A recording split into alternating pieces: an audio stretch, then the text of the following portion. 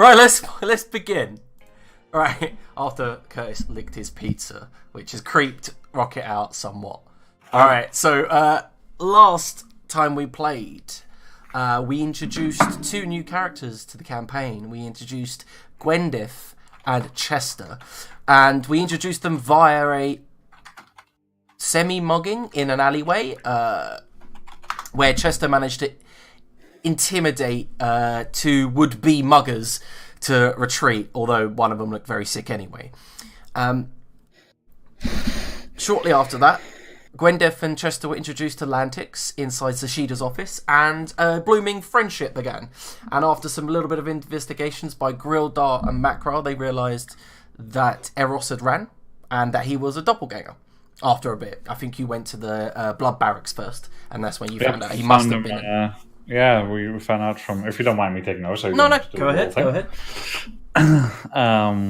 So went there, spoke to Orkark, and eventually he led us on to speak to Cousin Volt, who told us that indeed Erisand does appear to have a doppelganger, and he was found in some water, but the water doesn't seem to have killed him, even though he's quite swollen up and bloated from all the time spent in the water. It seemed he died from a couple of slashes to the chest and a large chunk of flesh that had been bitten out of him.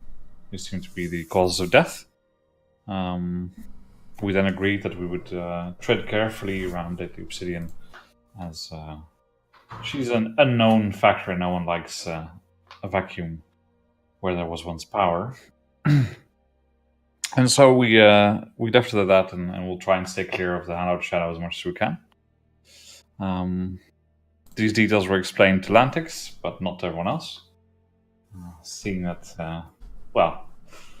McGrath seems a nice enough fellow, but a little bit too honest, perhaps, to keep things to himself.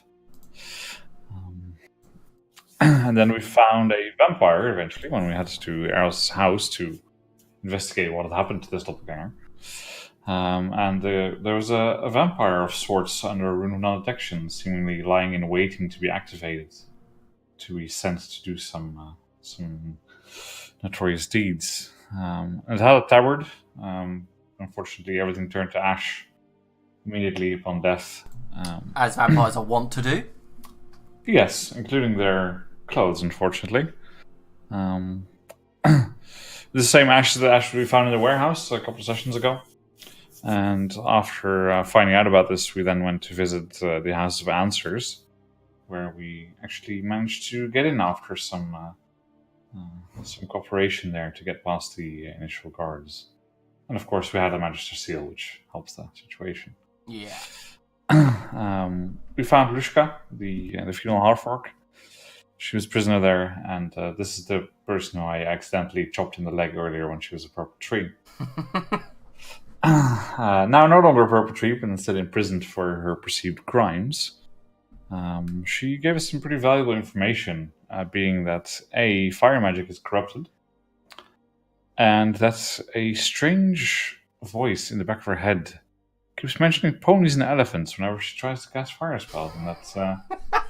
apparently, it gets worse the more she casts in a short period of time. We then tried to see if she would somehow help us by getting out of there, but she said, no, well, I'm a dead man here. You're never going to get me out. So we tried easing her burden a little bit and gave her some of our wine, and she drank herself into a giddy so at least she could die somewhat happy. Or with a hangover, depending on the timing, I guess. That's the worst. Yep. And that's where my notes end, so please, someone else take it over from there. Alright, after that, I believe Lantix, Chester, and Gwendeth done a little bit of exploration around the city, and they did a little bit of a Scooby-Doo chase as they followed you around. When you did meet up, that is when you fought the vampire.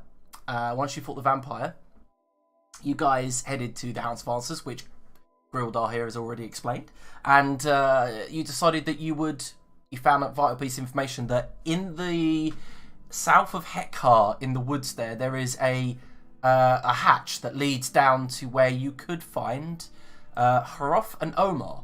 And the contraption, not to mention the contraption, but them and themselves. And after that, you guys decided you would split up and look and look to meet up outside the university on the morrow.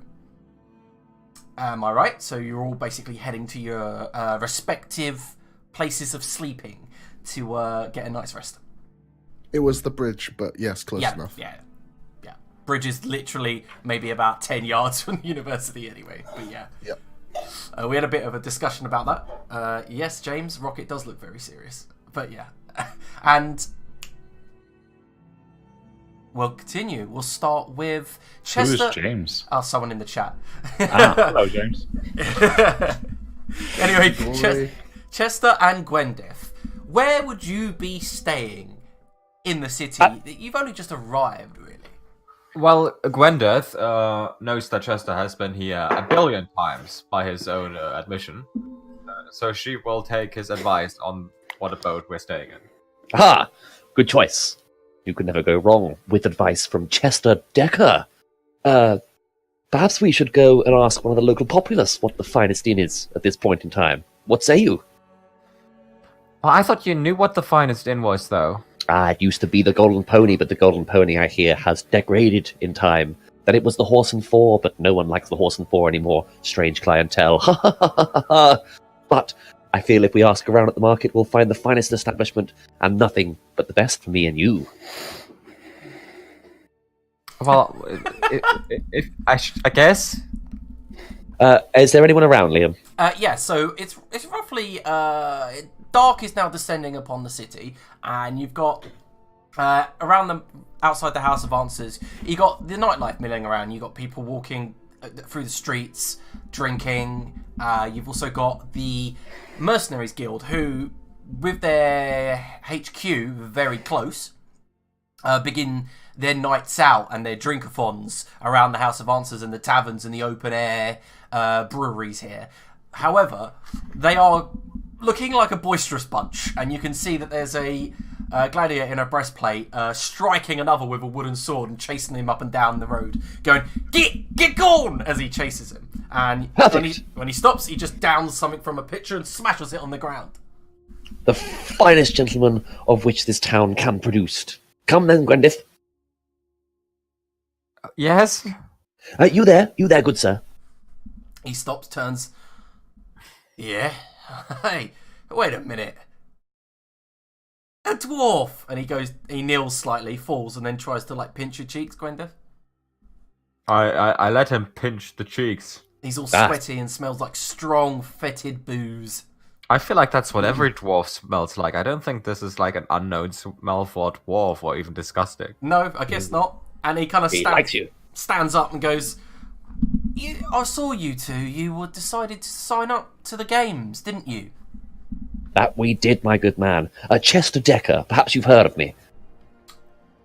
Roll a deception check. Oh. Is this one of those famous rolls where you get an 11, or...? It will be an 11, 100%. Hang on. Deception. Nice. He goes, I've heard of you. You're that famous bard. A man of the finest tastes. And who are you, sir? Pray tell. Me? They call me Scold. Nice. A name that shall be written in history, I have no doubt. Well, if I make it to the last match, and you make it to the last match, I'll be fighting you. It shall be a match for the ages. I hope I make it to Ring of Fire. That's the one where you're less likely to die. What? The Ring of Fire, because you could just run out of the Ring of Fire. You get burnt, but at least you live. You're not meant to be knocked out of it. Chester is immune to fire. Ah. Now, Gwendy. Let's not bore our guests. We come for a reason, of course. My good man, I would love nothing more than to face off against you in the most noblest of arenas. And although it won't be much of a contest, I would like to know where the finest inn is that you and your men would recommend to us. Oh, well, we are going to take the trip all the way over to Newtown. Try out that new bar, the Bastard's Blade. That sounds delightful. Of course, the Bastard's Blade. How did I not think of this earlier? Of course, it's the finest inn in the all of the way. Shall we, Gwendy? Well, it's especially better for you. Well, you're Bretonian, aren't you? Ah, that is true. That is true. You're as white fine- as snow. of course. City of Bridges, Longinia. Longinia. Oh, I've never been, but I hear that's where Darioso stays recently. Does he now? Ah, good man. I very much would love to continue our conversation, but me and my companion, we're quite tired. Come along now, Gwendor. That's not mine. He keeps getting my name wrong. Sorry, Gwendolyn. Let's roll. I can be a Gwendolyn. I'd like to follow him. Okay, so you both head to Bassett's Blade. Takes you about an hour's walk. By the time you get there, the moon is full in the sky, and you have to head up one of the elevators and into. And it's a rather rowdy bunch. They have a Minotaur as a bouncer who just goes, "Hey, come on in." And as you walk in, there's all kind of bunch. There's goblins in the corner. There's bugbears. There's some shady-looking people in the corner playing cards. And you find out that rooms, which are these small side buildings, are roughly 2 silver pieces a night. So it's an easy stay. Ah, fine and cheap. Shall we?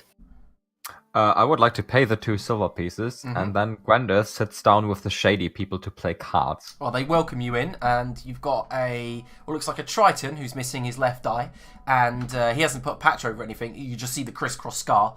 And it also looks like a bugbear who's weirdly shaved off his chin fur, so he's got mutton chops. Oh, that's weird and kind of disgusting.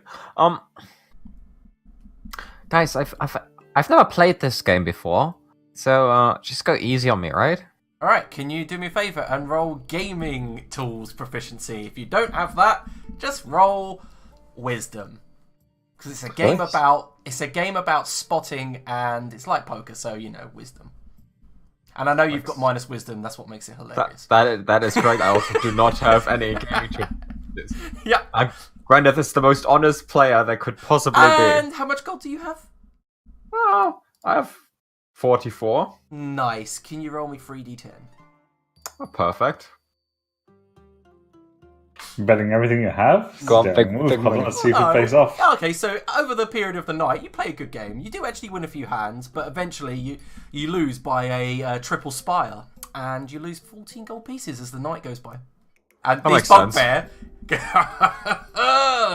looks like I'm having Sapphire Kraken for breakfast, and just walks off with a full purse.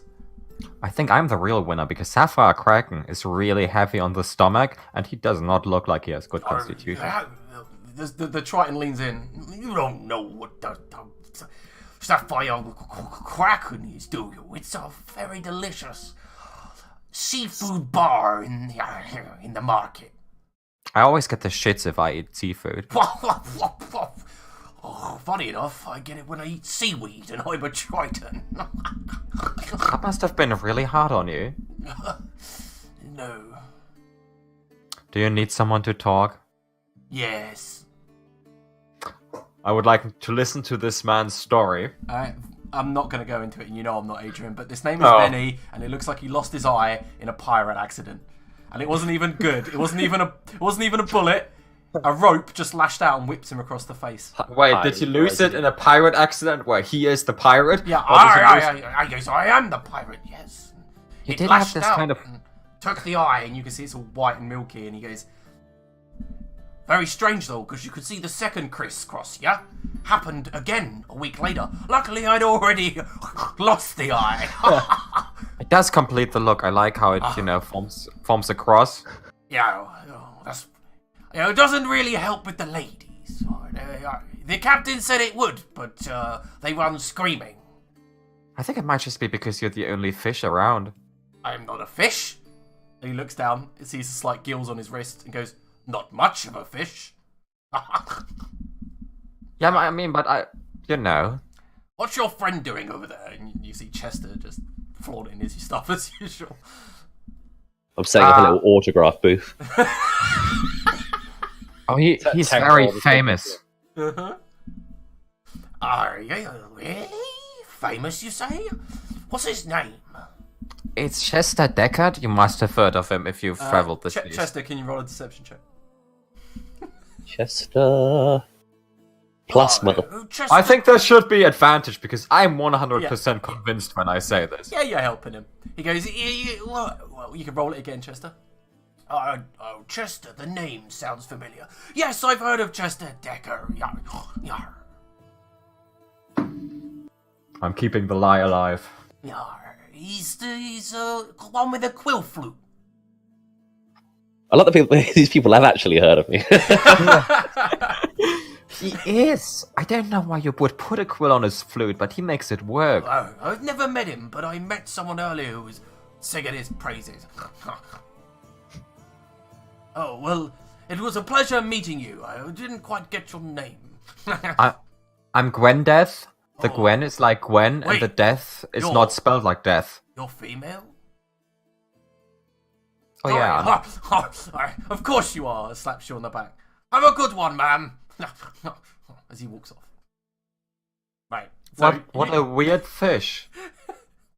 You both get a long rest, of course, as you spend the night at very expensive stay. Yep. You know it was.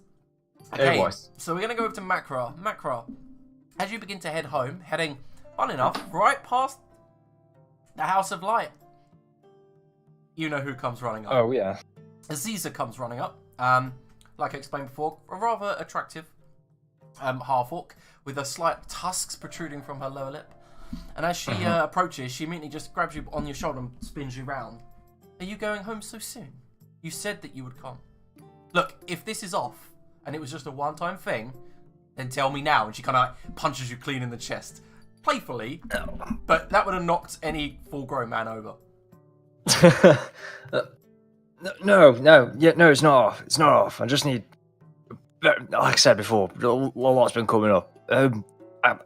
I guess I'm free tonight, though. Good. Because if you're playing me, Makra, she leans in, I take trophies from my kills, remember that. And she turns on her heels and walks away. God, I'd be an attractive trophy. I guess I'll just follow her up the hill, actually. Actually, alright, so you head towards the Temple of Light, and this is the House of Light. And the House of Light is these flowering pillars, and it's rather empty. It's got hanging gardens, a central fountain, where the rain comes in and kind of like runs down in rivulets into a central fountain, but the fountain is dry. It's been a very difficult summer. But as you walk in, she closes the doors behind her and immediately slips out of her robes and begins walking towards you. We're not even having any food for... Oh, whatever. She goes, I've got food for you. Just follow me, and walks off to the side rooms. Right, so, we won't roleplay this, naturally, Curtis. But, what? Oh, Where's the pornographic roleplay? Anyway, but after the event, she climbs out and goes back to putting her robe on and going about her business. She says, are you staying the night? Because if you are, I could do with some help. I could stay for a couple of hours longer. I need some help from you as well, so I guess we do favour her a favour. And at Makra, as you begin helping her transferring plants to different parts, moving around benches and stuff like that, basically, tidying up after the kids today, you realise how ghostly and empty the House of Light truly is these days. When back in the, back maybe 30 years ago, there would have been paladins and clerics staying in these dormitories. There would have been the laughter of comrades in arms until the God King killed them all for rebellion. Only Aziza is now left, a woman who did not take part in the rebellion, and her religion, the worship of Ra, now outlawed. How outlawed is it? Because obviously he's still letting her operate this temple and everything. She runs basic academies for children in the House of Light now. She's not allowed to show any symbols. She's not allowed to preach, though she is allowed private worship like most of the citizens of the city. You're not allowed to openly preach Ra's tenets and stuff like that. Right, yeah, but what you do in your own home, you can crack on with, fair dues. Yeah, like inside your own four walls, you're allowed to worship who you want. Right, okay. Except APEP. APEP is just seen as a big no-no by everyone.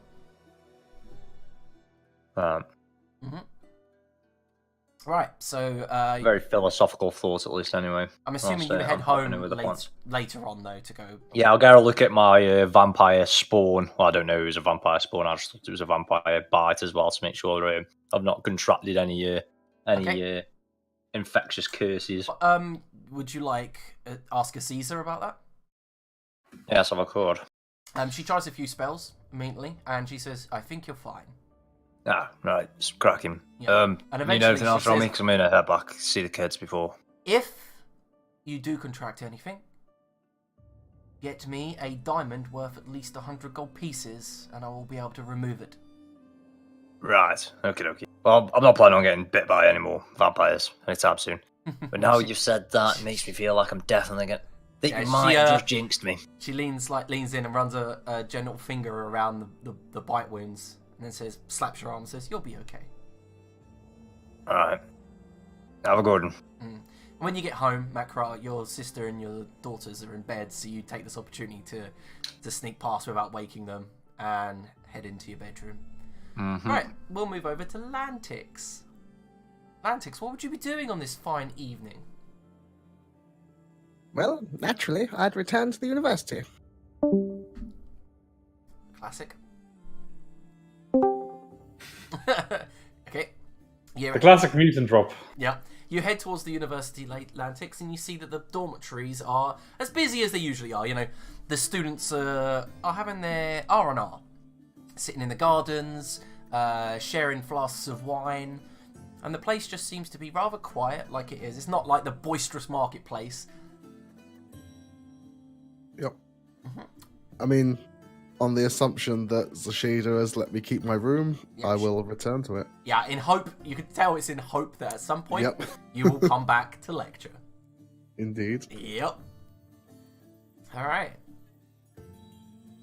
So yeah, I'll just head back to take the rest and prepare for the morning as we're up early. Yep.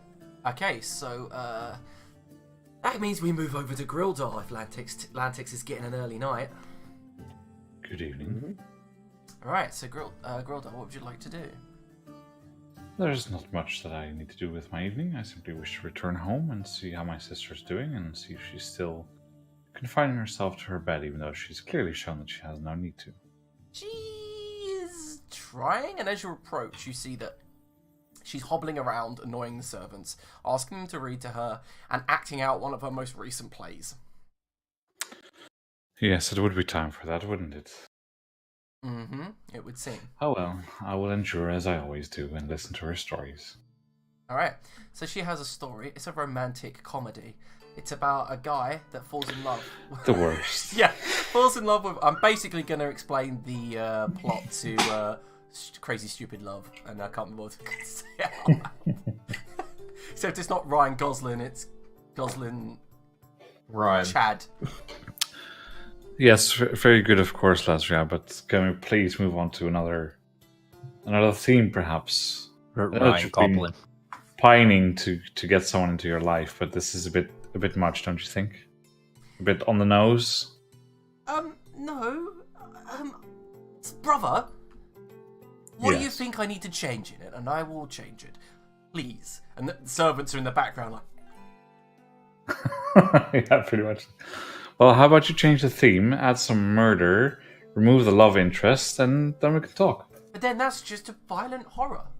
I don't write Exactly. horrors, brother. I write romance, And comedies, there's your problem, sis. sweeping epics, brother. Yes, sweeping epics about Okay. a farm girl and a farm boy. What about this one, right? So, Very good. a halfling comes across a ring. Yes? He has to team up with his other halfling friends and take it all the way to Ra's Peak and throw it in the lava.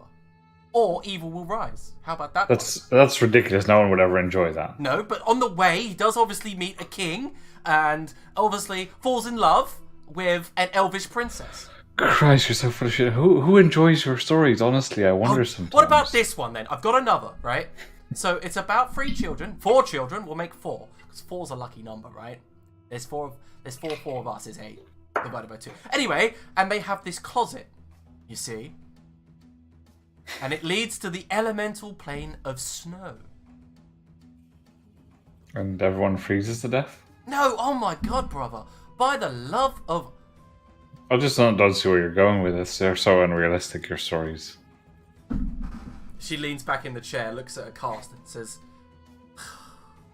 I do try.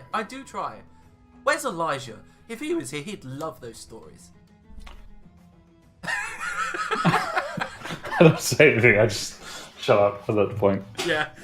She goes, why? What happened to Elijah? I can see it in your face. Something's happened. He's not going to be around for a while. Oh, he was always moving around. Yes, he would say. Yes, I'll see you when I see you. Yes, well, he saw something, and now he's not going to see you. She shrugs. Pleasant gentleman, but a tad on the creepy side, don't you think?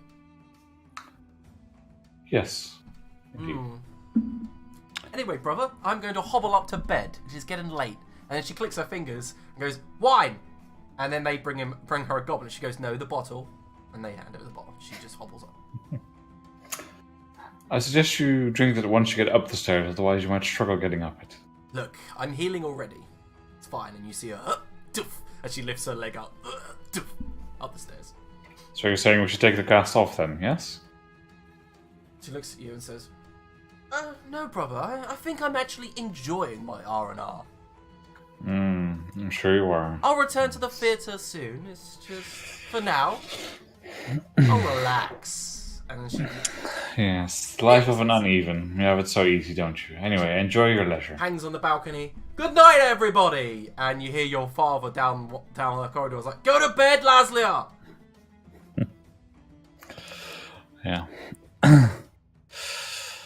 I'll go see if Jindal happens to be in.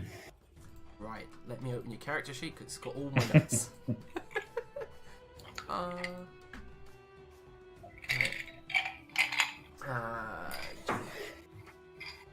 The Ironblood Storm. Yes.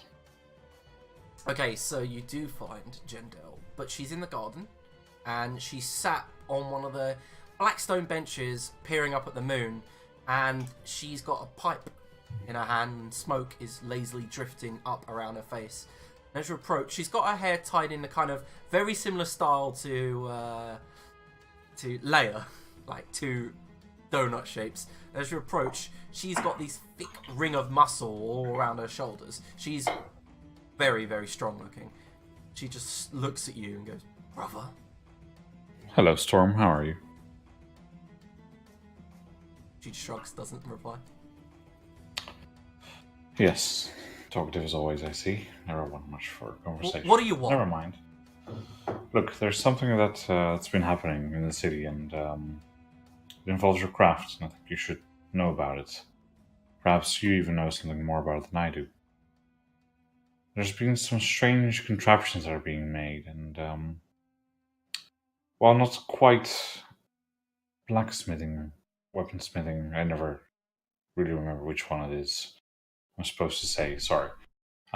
Either way, they've been making these contraptions to be used as weapons, and well, A, it may hurt your business if they become good at it, and B, someone might come asking to know if you know anything about this. I thought I'd be the first one to get to you. They're kind of... Well, let me put it this way. What do you know about working with glass? I don't work with glass. Look, brother, the Yamabor sisters have been keeping me very busy lately. Okay? So I haven't heard of no glass contraptions. That's good. Do you have some evidence to back this up? Not for me, you see, but in case someone comes asking. Well, I'm there every day. And they'll corroborate the story for you. What about maybe 24 journeyman smithies? What about Varda herself? I've been sitting there chiseling runes into magical swords for 7 weeks. Readied for the Ascension Day. Look, there's no need to be so temperamental. I'm not questioning what you're doing. I'm just making sure that you have an alibi in case someone comes asking. exactly what you're doing. You're questioning what I'm doing. Right now, I'm relaxing. I'm peering up at the moon. I'll just walk off. You kind of feel like you hear a and then a tuh. Have a good one anyway. I shout as I walk out of the car. Yep, no reply from it. Yep, that's it. And I'll head to bed. Alright, so Grildar. It's a peaceful night's sleep. The moon rises deep into the sky and kind of like fills your room full of this kind of moonlit glory. And as you roll over in the middle of the night, blinking wearily towards the balcony, the doors are open and your gossamer curtains blowing in the evening wind is silent. So it must be 2, 3 in the morning. And then you see a shadowy figure sitting in the chair opposite you from your bed. He's shadowed. He has a mask across his face. I'll rub my eyes. Greetings. Don't get up. I won't keep you long. Who are you? Batman. I've armed my attack ready to go under the covers. Is that a weapon you're holding? Or are you happy to see? Curtis, fuck off. Don't help.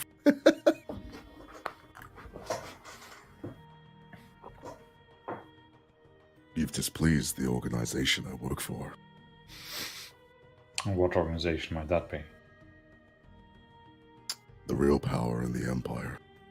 The ones who run in the shadow. Who we are is inconsequential. What's important is we're not happy.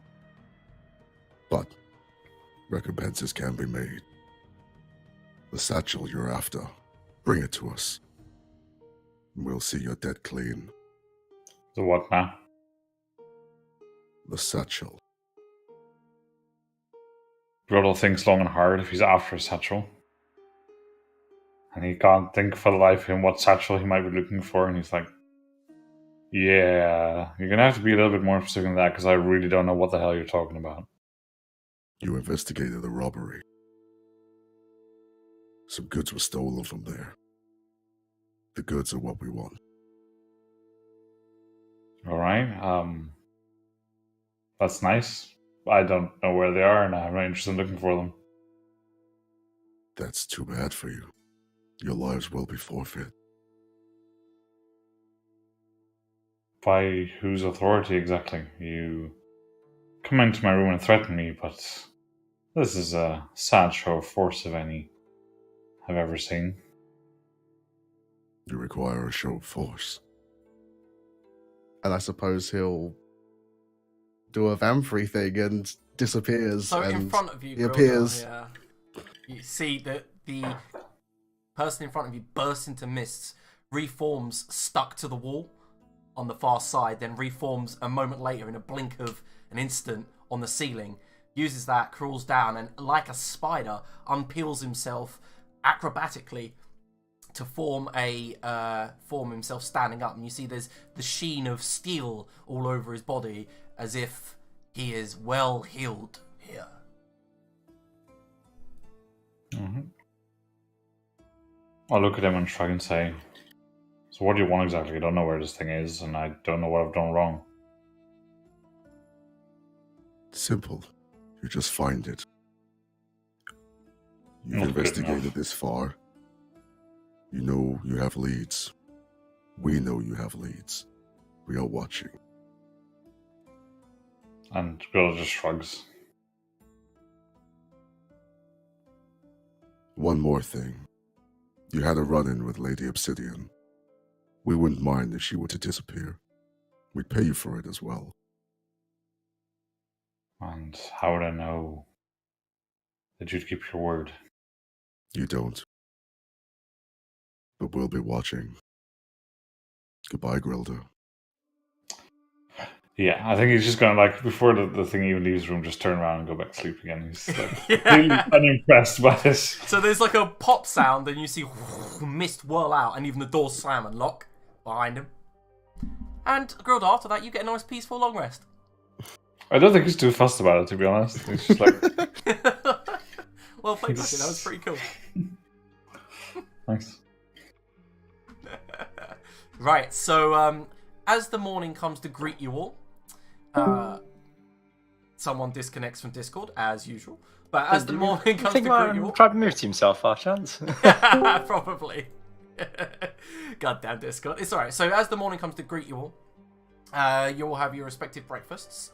However, Macra, we like our usual morning roleplay sessions. As you walk out into the main room, this morning, strange enough, your youngest daughter was not at the bottom of your bed drawing. And as you walk out, she's busy scribbling right on the paper. Like, she's got her crayons in both hands, fistful of it. She's just scribbling violently. Mima, it's way too early for that. What are you doing? Papa, look at this one. I'll look. Alright, so Mimu leans forward, hands you the paper, and on the paper it's like just a mess, but in the center is an obvious, very obvious spider. And she just goes, "Don't go there, Papa." Right, where am I not going? I don't know. I had a dream, and you were trapped in webs. Right. I don't even know Did you meet the man with the funny hair? Funny in what way? It was like a ball. Like a what? Like a ball on his head. Bowl? Like a ball. And Fixu goes, Oh, ball. Fixu, your other daughter says, "Yes, Dad, a ball." She just slams her chair off and walks off, and just muttering, "Fucking so stupid." Fix something. Batty, you little shit. She turns around, stares at you, and you see she's still got bruised knuckles that, in fact, they look like fresh bruises.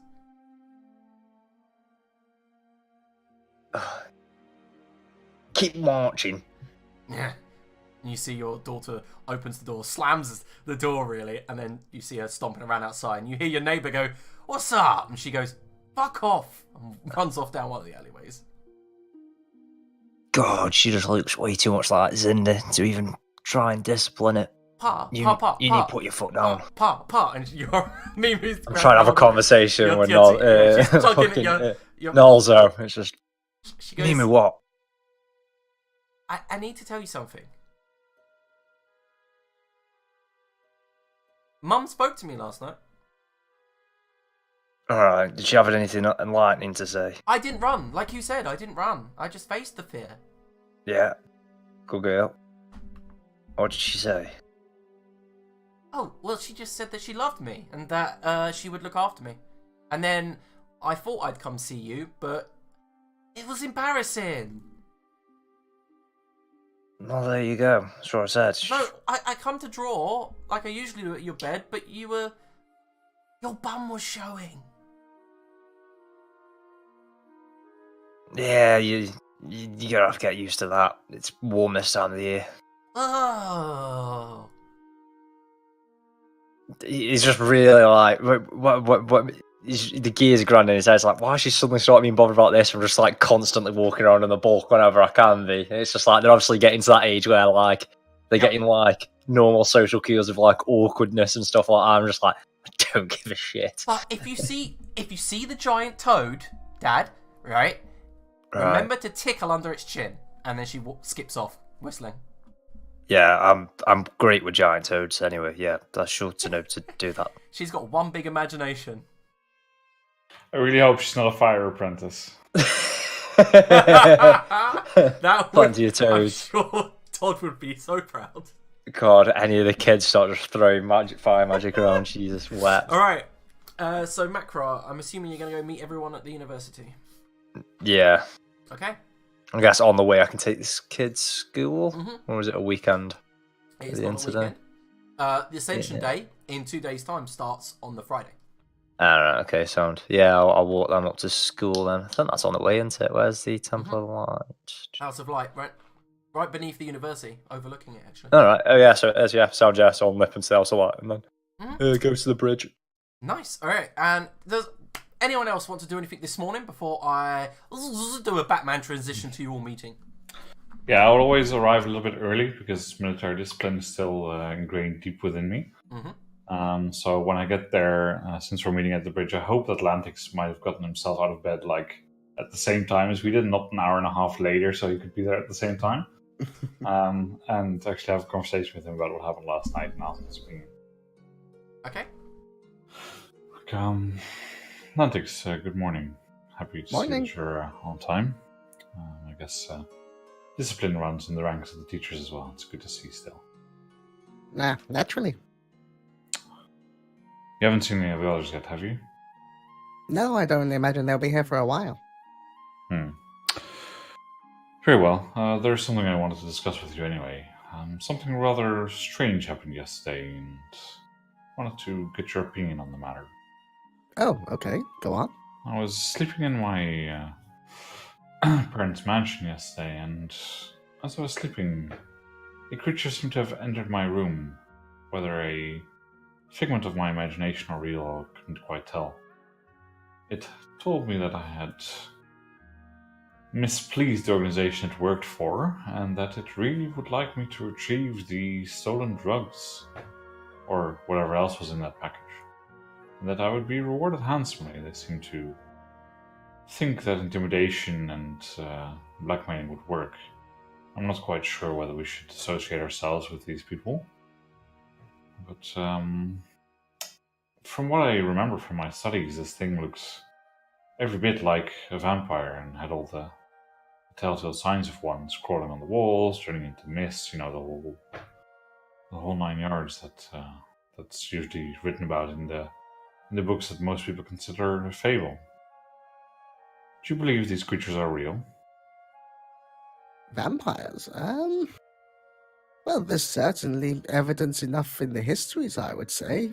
I mean, there's certainly a lot of fables, but it seems far too commonplace and a running theme for it to just be all made-up stories, no smoke without fire.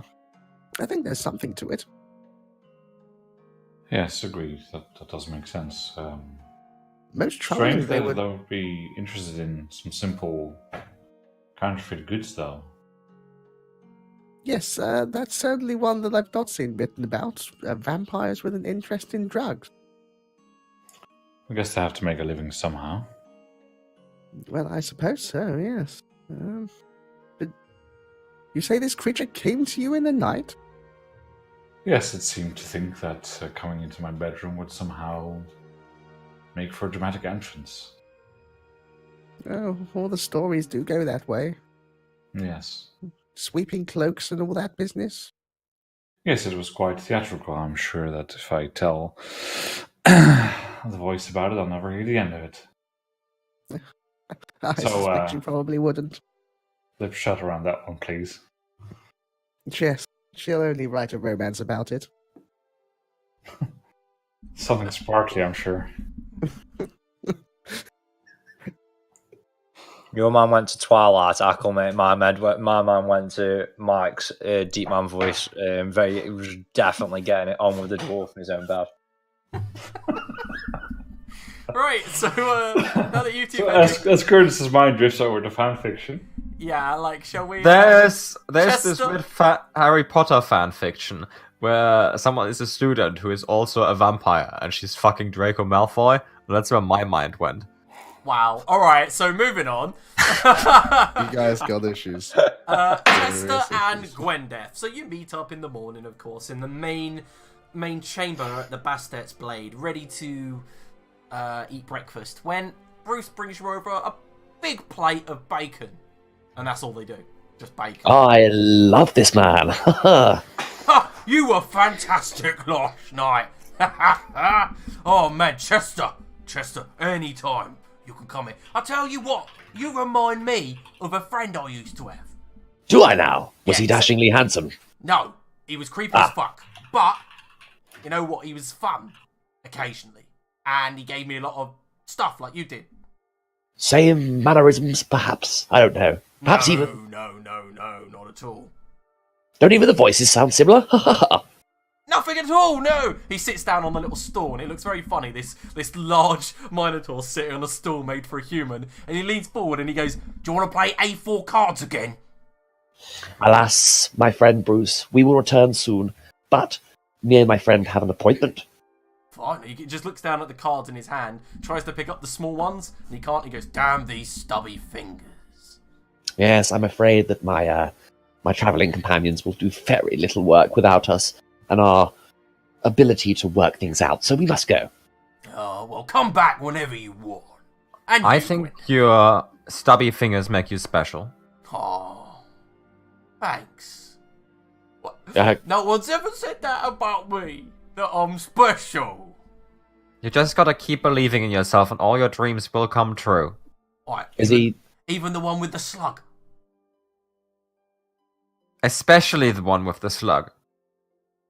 Alright, I can't wait for Right, that. Curtis, go on then. Is he still holding out his fingers, Liam? Yeah. I'll sign them with my quill flute. Come along, Wendy. Oh, wow. Wait a minute. I grab a lot of bacon and I come along with him. He goes, that bacon keeps. Remember, it's salted to buggery. I eat all the bacon on the way. Alright, you get super thirsty.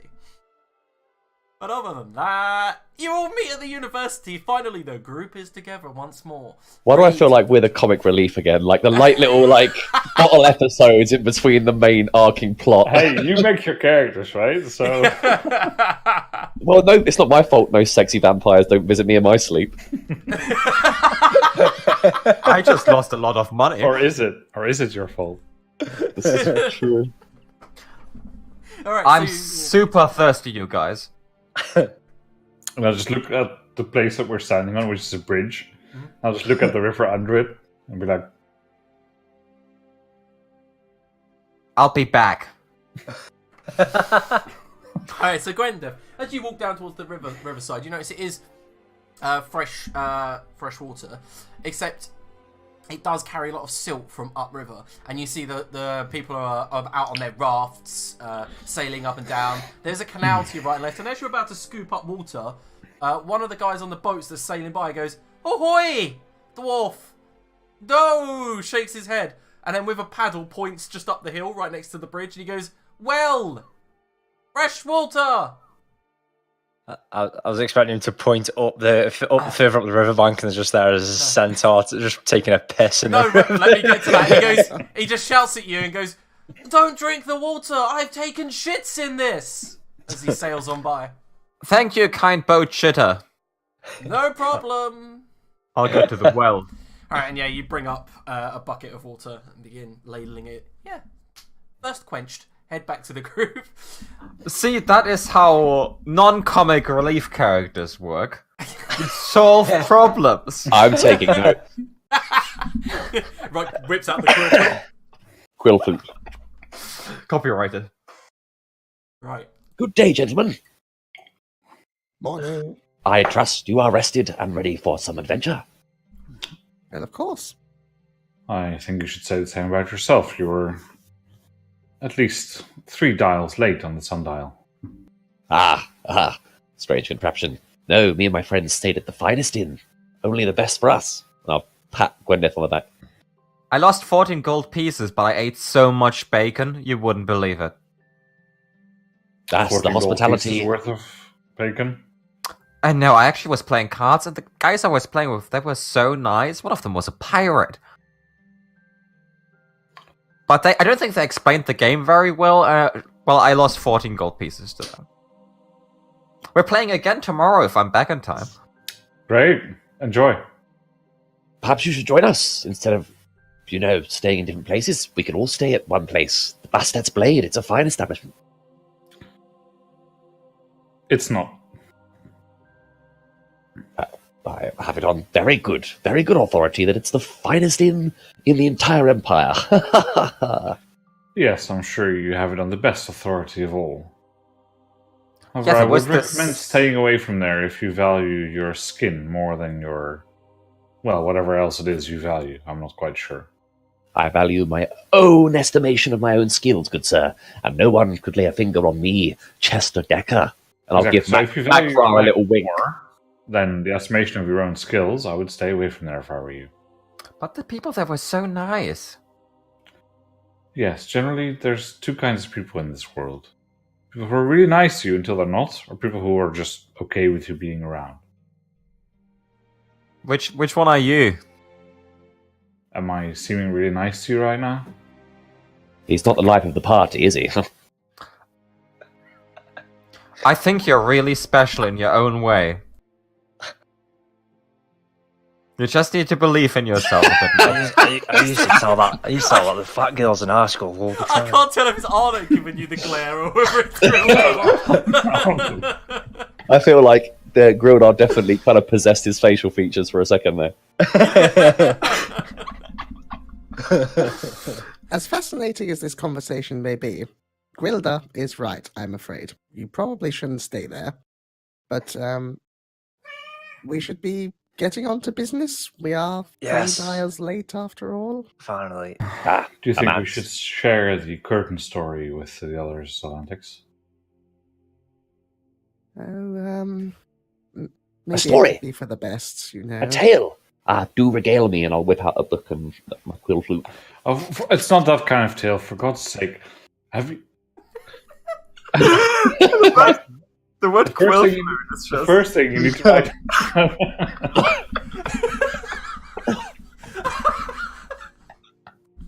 I'm sorry. He's gone. The first thing you need to write down is that at one point you should probably meet my sister. I'm sure you'll two get along fabulously. Just make sure it happens when I'm far, far away. Very well, good sir. Very well. Secondly, there was a vampire in my room last night. Ah. Is this rated M? Teen? Glad exactly my decision. It's quite serious, you know. He brought forth a dire warning. Ah. Please, He was do continue. threatening our good friend, young Master Ironblood. Probably something to do with that vampire spawn that we murdered the other day. Oh, that was a vampire spawn? Shame I wasn't there. I've slayed many a spawn. You were there. You definitely were there, yeah. I do know. Right, yeah. Oh, so good. Yeah. Oh, Where were we?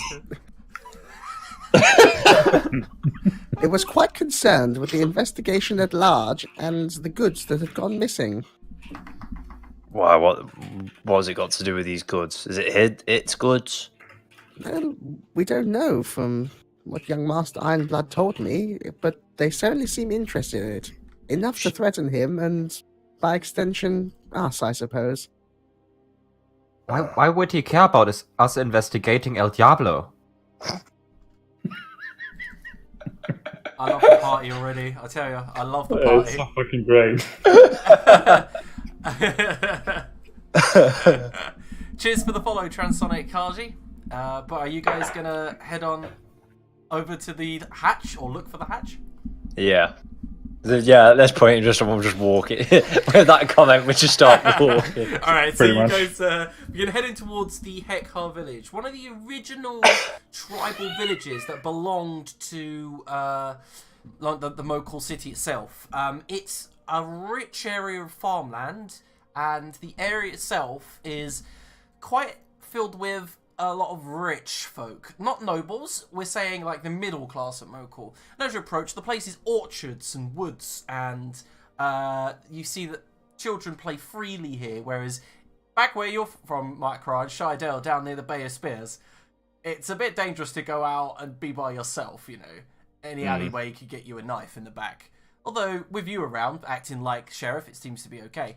But there is one main central building owned by the Hekhar clan, and you can see it's a large sandstone kind of like wall enclosing a central tower. But as you guys approach, there is the woodlands to your left. You have to climb up like a steep hill, and as you begin heading into the woodlands, you see it's not very thick. It's made up of kind of like tall skeletal birches that have been scorched to petrification over the summer. And you feel like during Ascension Day and the following autumn, this place might just be filled with life. Pinocchio.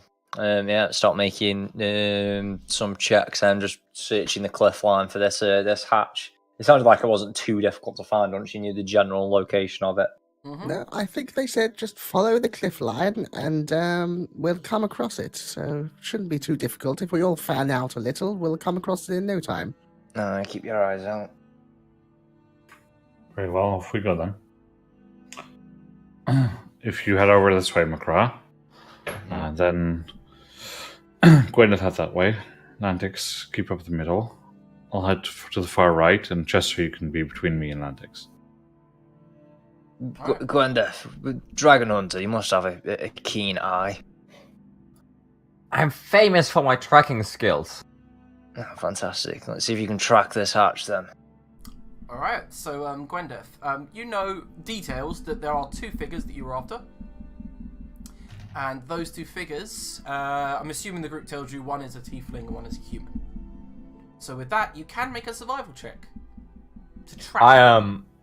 I am famous for my tracking skills because they're famously bad. I do have a -1 modifier, and I think I live up to the tales.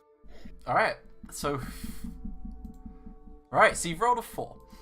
Alright, so the group spends about an hour following Gwendeth, who leads you guys to a hatch surrounded by ruins. The ruins themselves are like an outline, a skeletal outline of a building or an outhouse that once existed here. It's very small, maybe about 10 foot by 15, and there's just low walls and rubble around it. And the hatch itself is half open. It looks like it's long gone to rot, the wood here. A hatch. Yeah, thanks for that. I'm not really sure this is the one we're looking for. Did Oh, you you see didn't? cliffs around here? I mean, there's some rocks. Kind of looks like cliffs. If you're really small. No, I do think we've come rather far into the forest here.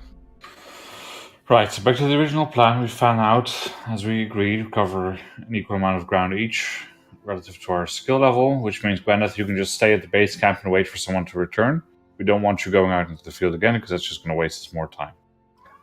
Just like the old days when I was back with my family. Yes, just like that.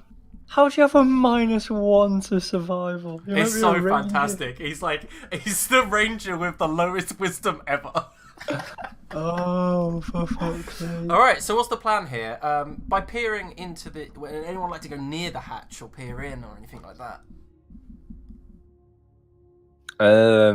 I'll just fucking swing it open. Alright, it's a bunch of stairs that leads down to a dusty old wine cellar that's not used. Hello? And just your voice Hello? just echoes back, hello, hello, and it comes back.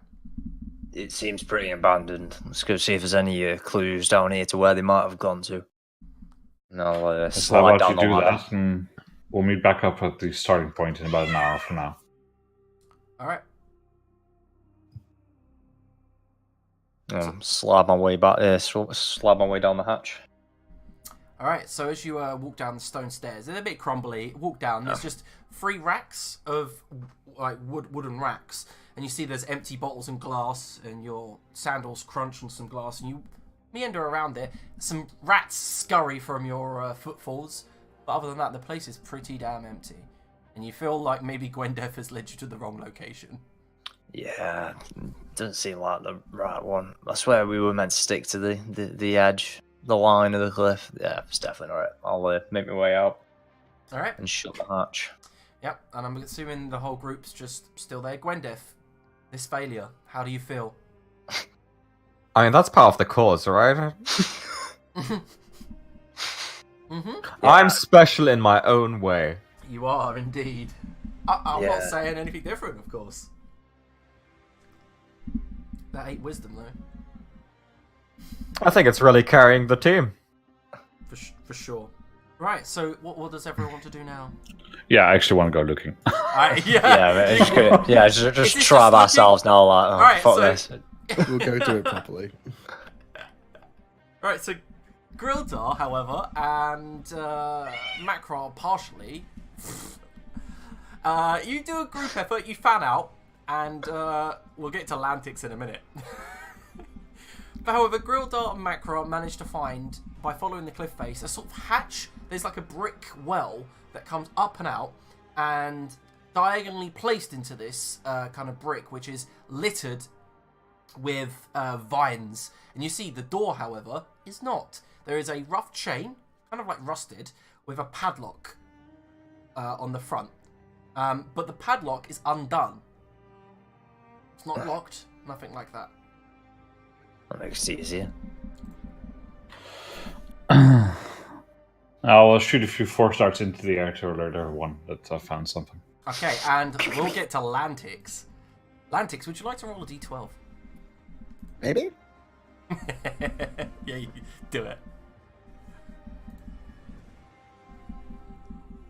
You got lucky. Oh. So, as you are wandering around the woods, you go, like, you just turn around, your allies are no longer near, and you're like, but you can hear them in the distance. And as you're walking along, you manage to what's your wisdom modifier, your perception skill? I am proficient. It is 13 is Okay. the Yep. passive.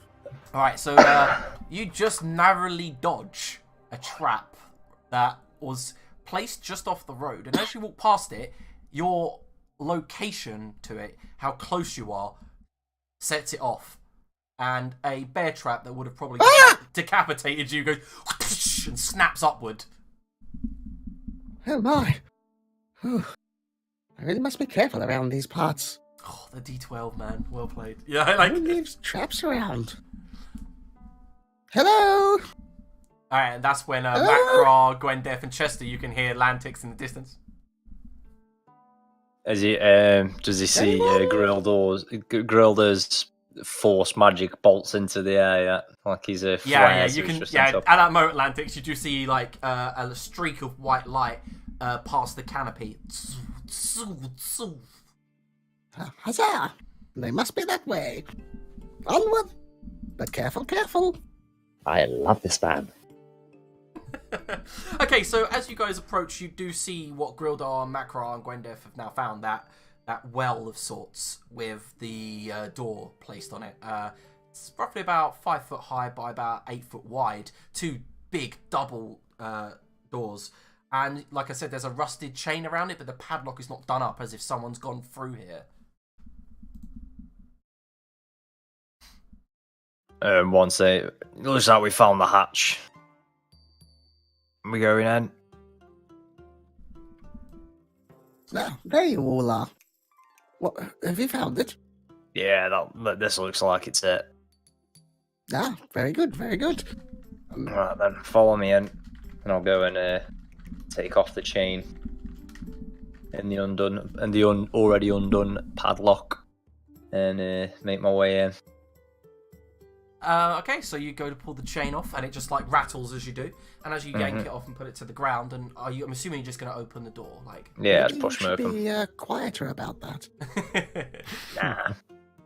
Alright, so as you go to open the door, and with your strength, it's no problem, is it? You are the barbarian bugbear.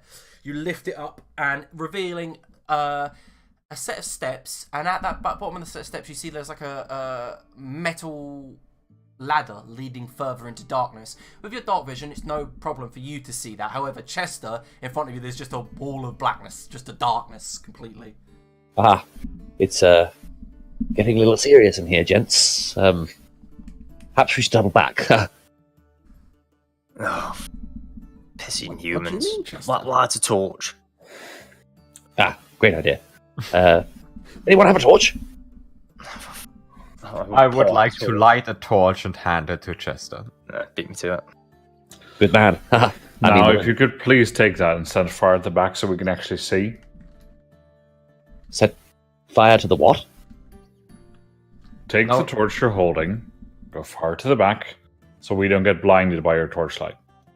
Ah, yes, good idea. Good man. A sign of bravery, a sign of courage. I'll do just that. He's so brave. Who invited the human? As we were just walking down the cave. Wow, Curtis. Fucking racist. You just getting in It's that not human racism, dig. it's just a matter of fact. fucking awful eyes. Okay. Disadvantageous evolutionary traits. So who's going first? I'll go first. Okay, so Grilda, you walk down these stone stairs. Okay, so the stone stairs seem to have been completely cleaned recently. There's no dirt, there's no crumbling stone. However, the ladder itself is something to be reckoned with, rusted and covered in grime. And your dark vision, as you peer down, it's about 30 foot down, and you can just see water. It's black and white dark vision, so you can just see water there, gentle flowing. But the smell is immediate. It's kind of like a salty sewage smell. It's got like a mixture of the sea, but mixed with filth, slops, and you realise that the cliff face in front of you, you've probably gone. This probably goes down into the sewers of Quizartarten. Okay. Does this ladder look like it's doable? Yeah, it looks like it's totally doable. I mean, it looks like it's well used, rough worn, and a little rusty, but you reckon it'll work.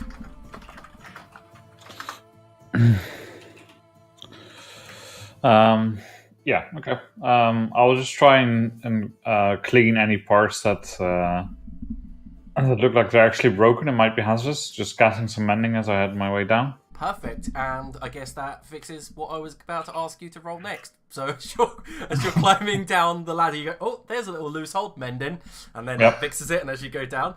But you reach the bottom, and you kind of go about, you're a dwarf, aren't you? So it's more probably about shin deep in water, and it's kind of like a foul-smelling sewage. And I shall move you over to a map that I have prepared for you. Oh no.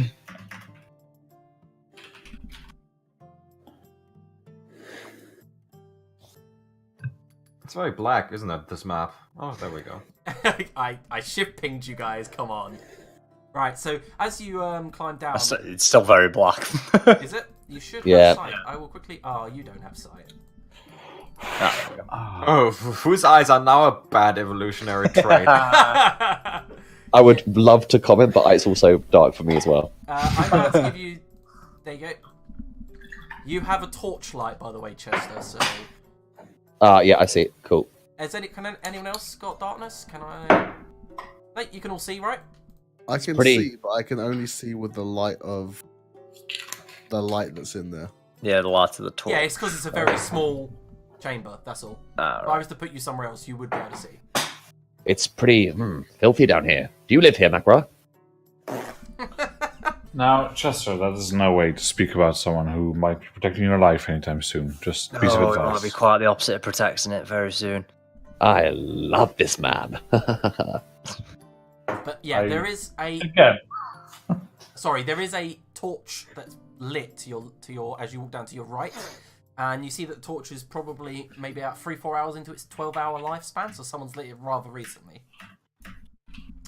You have doors all around you, by the way, big metallic doors with grates at the bottom, allowing sewage water to travel underneath it. Oh, it fucking stinks down here. Looks like someone's home though.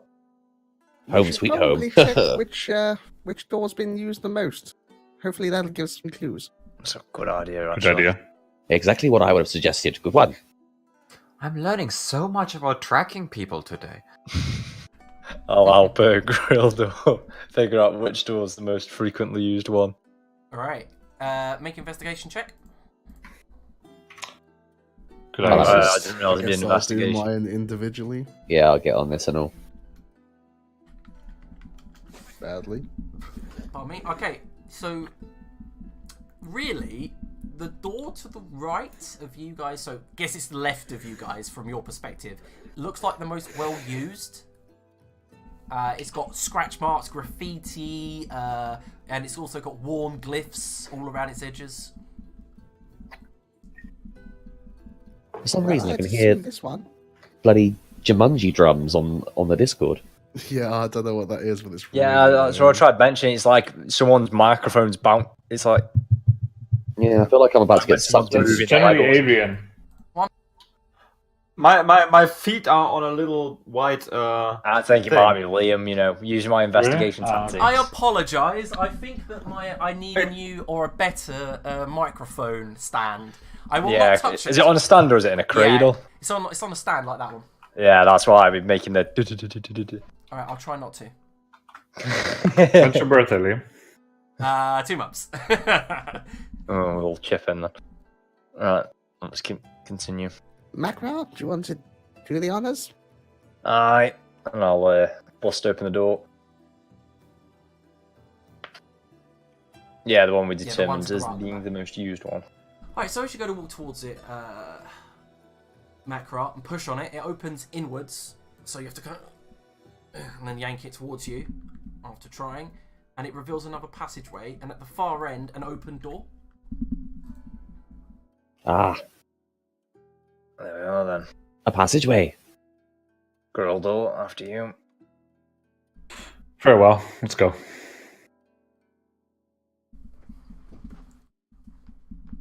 Alright, so you travel forth, pushing through this filth. And to be fair, Lantix, this kind of comes up to your waist. It's not a nice, pleasant feeling as it soaks through your breeches or your robes or whatever you're wearing. It's cold. This is not very fun down here, is it? Do you need to be carried, Lantix? No offense. I just have the same experience sometimes where it's unpleasant. No offense taken.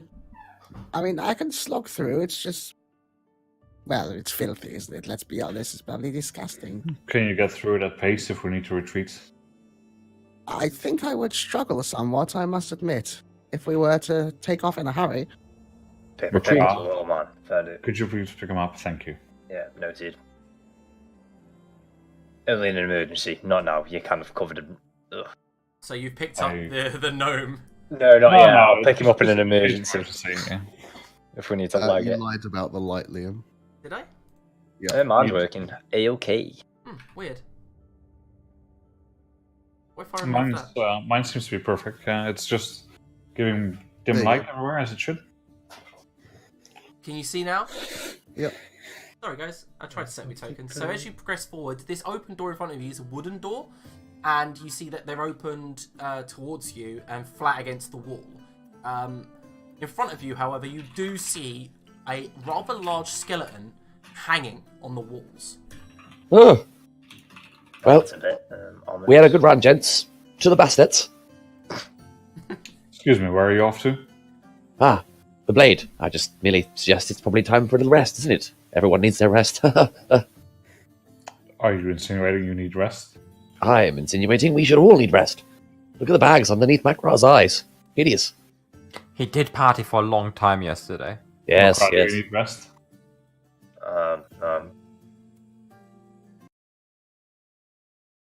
No?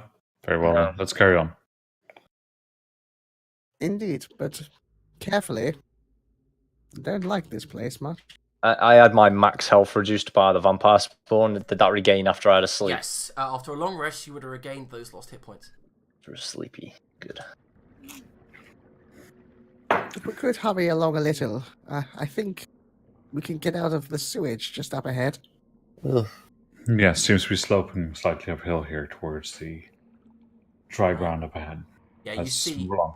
You do see a room of cracked tiles. The flagstones beneath you are cracked and weather-worn by countless times of flooding, maybe years and years of it. But there is a broken chair and a broken bed discarded here. And on the left, a skeleton of some monstrous creature tied to the wall. And when you get closer, you see that its hands were nailed to the wall.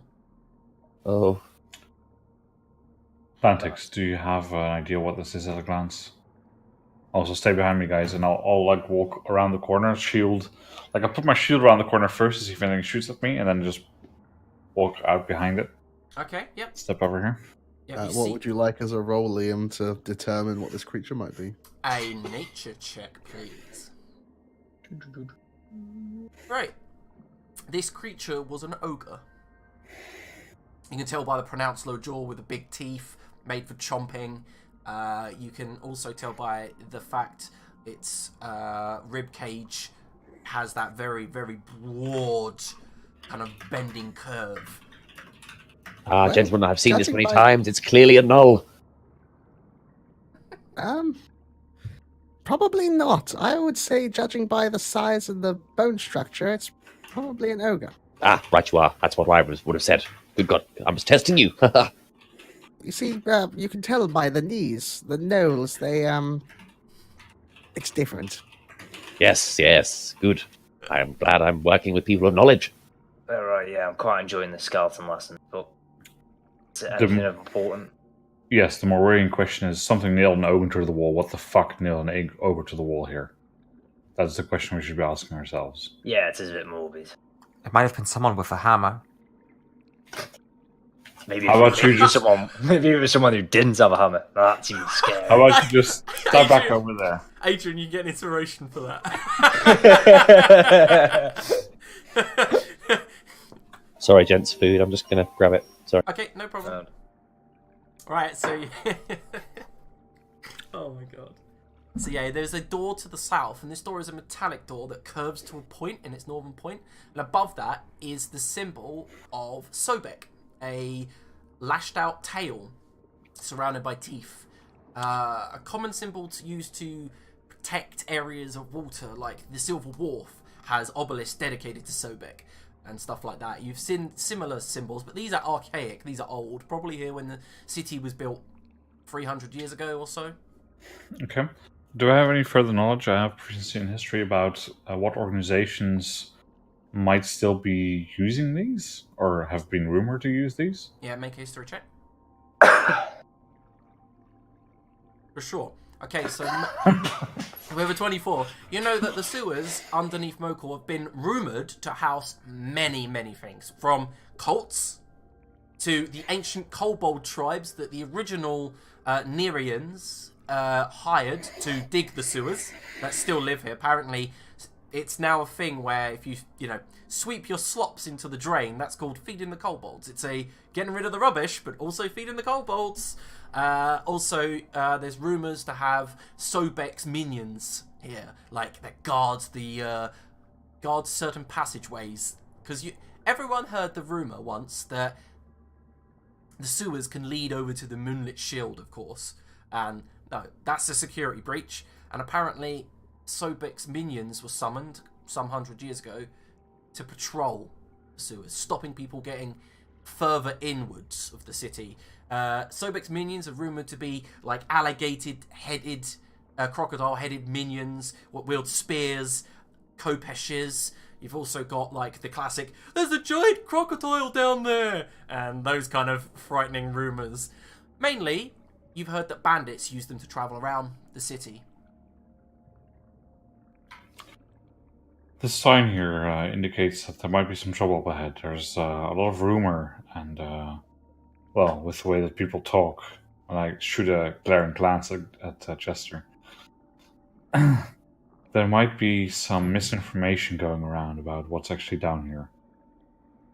It might be nothing, but we should be careful. Prepare for lizard-like amphibian creatures to attack you. There might even have been some in the passage we just came through if they were not hungry. Let's assume that they're all hungry and that they're looking to feed. And additionally, there could also be bandits down here. I was just about to say, there's nothing but fucking bandits down these. Yeah, you guys are looking for a pair of bandits, so... Yeah, there's smuggling routes these are. It's all end up being In useful. either case, I will be on my guard. When you say there's large lizard-like creatures down here, Not a dragon. Makra, could you at this point perhaps be so kind if you allow Lantix to lift Lantix off of the ground? I don't know if we're going to encounter any more water, but it does not feel safe with you splashing around in the water nearly up to your eyes, Lantix. Oh, but look at him. He's covered in it. I am indeed. I am sorry about that, but I would really appreciate it. We need to get you like it. Oh god. And I'll kind of like, I just don't know. He keeps going to pick you up, but then doesn't know how he's going to grab you, just not getting covered in shit, and he just doesn't want anything to do with you. It's like picking up like a dirty nappy. You just don't a diaper. You just don't know where to pick it up from. You're like, You have children, right, Makra? Yeah, but at least it's in the road then. Ugh. I'll just like pick him up and like just put him on one shoulder. Just, it's gonna take fucking ages. Wash that out. I'm sure we can find something for you. In the meantime, let's just carry on. I've got heightened senses as well. Really? I thought they'd be quite dulled from living in that place you call home. No offense, just it's not exactly pleasant around there. Yeah, none taken, but it's not normally quite this close. I see. Come on, let's keep moving. I need something to take my mind off it. Very well. Yes, the sooner we find these people, the better. And I'll just shoot the nails out of the ogre's hands and legs to make him fall down on the ground.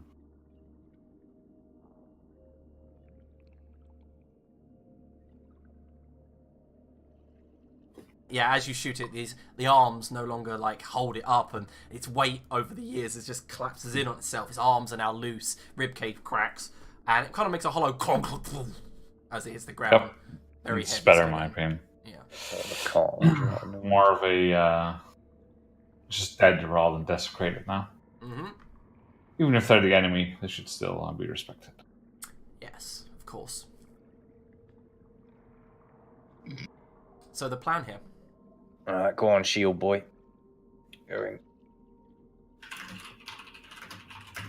Alright. Do we have a Chester Yes. back? We do. Alright, cool. Except he's not muted himself yet. We do. Sorry, I'm stuffing my face.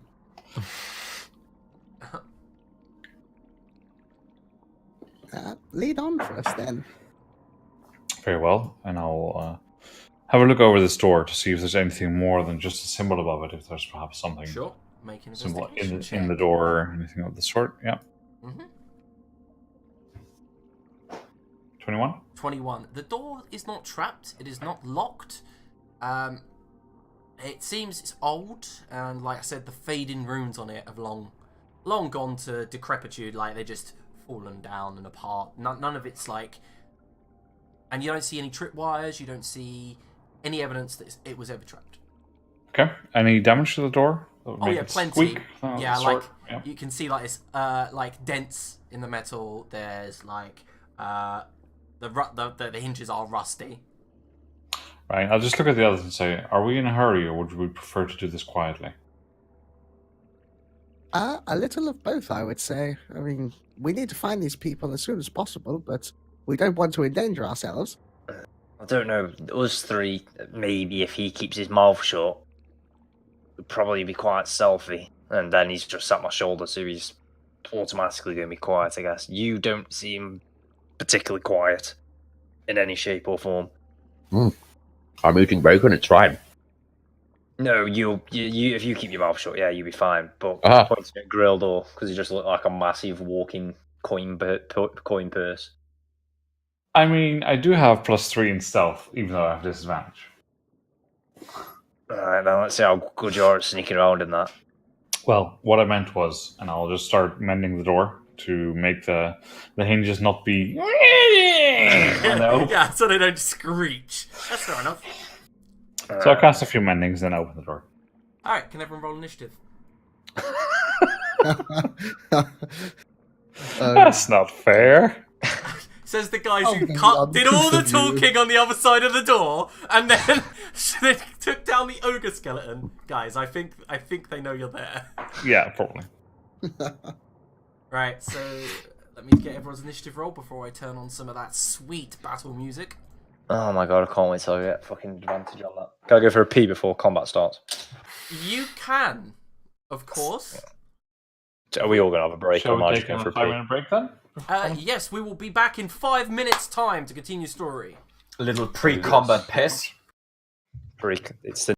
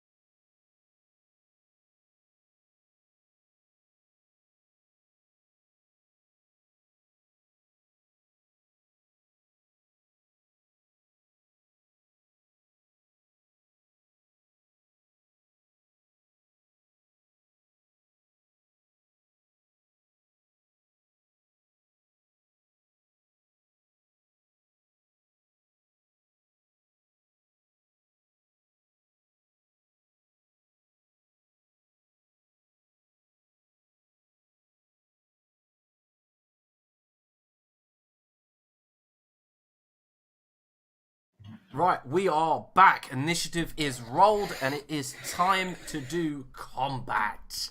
Right, Grildar, first thing that happens is 3 crossbow bolts are loosed your way the moment the door is open. Is there anything you can do to dodge these?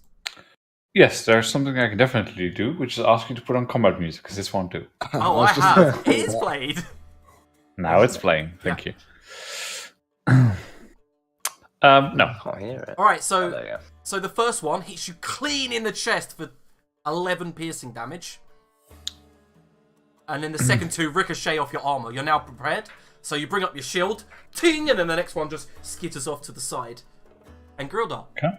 it is your turn. All right. So as mentioned, I now have this feature, which I'll link to. Okay. War Mage, Born Trick. The movement speed increased by 10 feet. Additionally, during the first round of combat, your movement speed is doubled. Nice. Just for you to know. Yep. And in traditional fashion, the first thing I'll do is I'll run here and I'll put up my fortress defense. All right, so that gives you 3 quarters cover, doesn't it? Half cover. Half cover. So I'll just make it 4 panels along the room. So that kind of like that. Yep, exactly. All right, cool. And then I will take up a defensive position behind it. All right, nice. All the dwarfy boys. So you've put up a wall, giving yourself half cover. Okay, nice. Right. Yeah, and anyone behind it as well. All right. To your left, Grildar, a door opens, and one of the bandits sticks out. 1, 2. To my right, you mean? Yeah, it would be to your right. It's confusing that. But yeah, and To the west. He readies his crossbow and he goes, get him! What are you waiting for? And he fires light crossbow at you. Oh Yep. my god! And it hits you. With half cover? Yep. Okay. For another 11 piercing damage. Oh my god! I'll be honest with you. I rolled 2 crits. Yeah, I got that. Yeah. It's Narada all over again. Never mind. Yep. And then he moves over behind these guys. Chester Decker, you are up. Ah, of course. Dwarfy boys. I'll move here. Yep. And I will cast... goddamn character sheet. Oh no! Is it going to be a random spell? Pin the tail on the donkey! For those of you watching, Pin the Tail on the Donkey is Chester Decker's version of Fairy Fire. Fire, fire. Yeah, very nice. Play a game. Right. And then after I've cut... Oh, I need to... needs to be saves, isn't there? And 2 fail, 2 pass. Ah. And you there. Don't just run in. You could get yourself hurt. Nice. So Who are you saying that to? Grilda. Okay.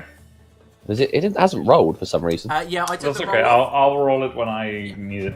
Yeah, I did roll okay. a d6. I've added it to cutting words for you. So when you get cutting words, Right. also you should have just before we continue, you should have 4 out of 4, not 3 out of 3, by the way. Oh, cool. So you should have 3 out of 4 right now. Yeah, because you've got charisma 4. All right. Oh, awesome. Is there anything else you'd like to do in your turn? I guess that's your action, bonus action. It is. I'm done. Right, so that's when, in front of you, Grildar, a heavily bearded man with a bandana goes, looky here. Whoever you are, surrender. That's it. It's his action. And he dodges, takes a defensive action. Lantix. You'll never take us alive! And, seeing as I probably can't see over this half cover, You can see the heads of the bandits. It's translucent, so you can Yeah. see through it just fine. oh, okay, cool. Then I'll just fire off a hard light needle at top left. Alright, cool. So you go, "Stoof," and it flings towards him, hits him in the shoulder, and he's so surprised. He looks down at it and he goes, what the? Ah! Ow! Begone, brigands! Anything else? I think you're gonna need something bigger than that, Lantix. I'm bleeding out here. This bandit goes to Coming climb up! climbs Don't over try the and splatter barricade. rag. That's my job. 1, 2, 3, 4. Grilda, you get an attack of opportunity. Oh, Excellent. you bastard, As you it- ruined it. as he tries to like move into the other group. What is this person wearing? He's wearing like dirty leathers and stuff like that. Yep, leather armor. Oh, this looks like a cool spell. You create a binding thread. Ties your soul to the soul of a creature within 5 feet of you. If either of you or the creature moves more than 5 feet away, he's going to. So he moves. Okay. So then he takes 14 damage. And what kind of damage is it? Necrotic. Necrotic. And that's when he goes, falls to his knees, turns to you, and there's like, he looks down at that life needle and just goes, what is this? Yeah, so you just see me drawing some life force out of him onto the floor and just spluts out underneath him. Yeah, and he just falls to the ground, and there's no blood or anything. You just see his face becomes black, and that's when the captain of sorts, the guy that was in with the big beard, just goes, Dagran, kill them all.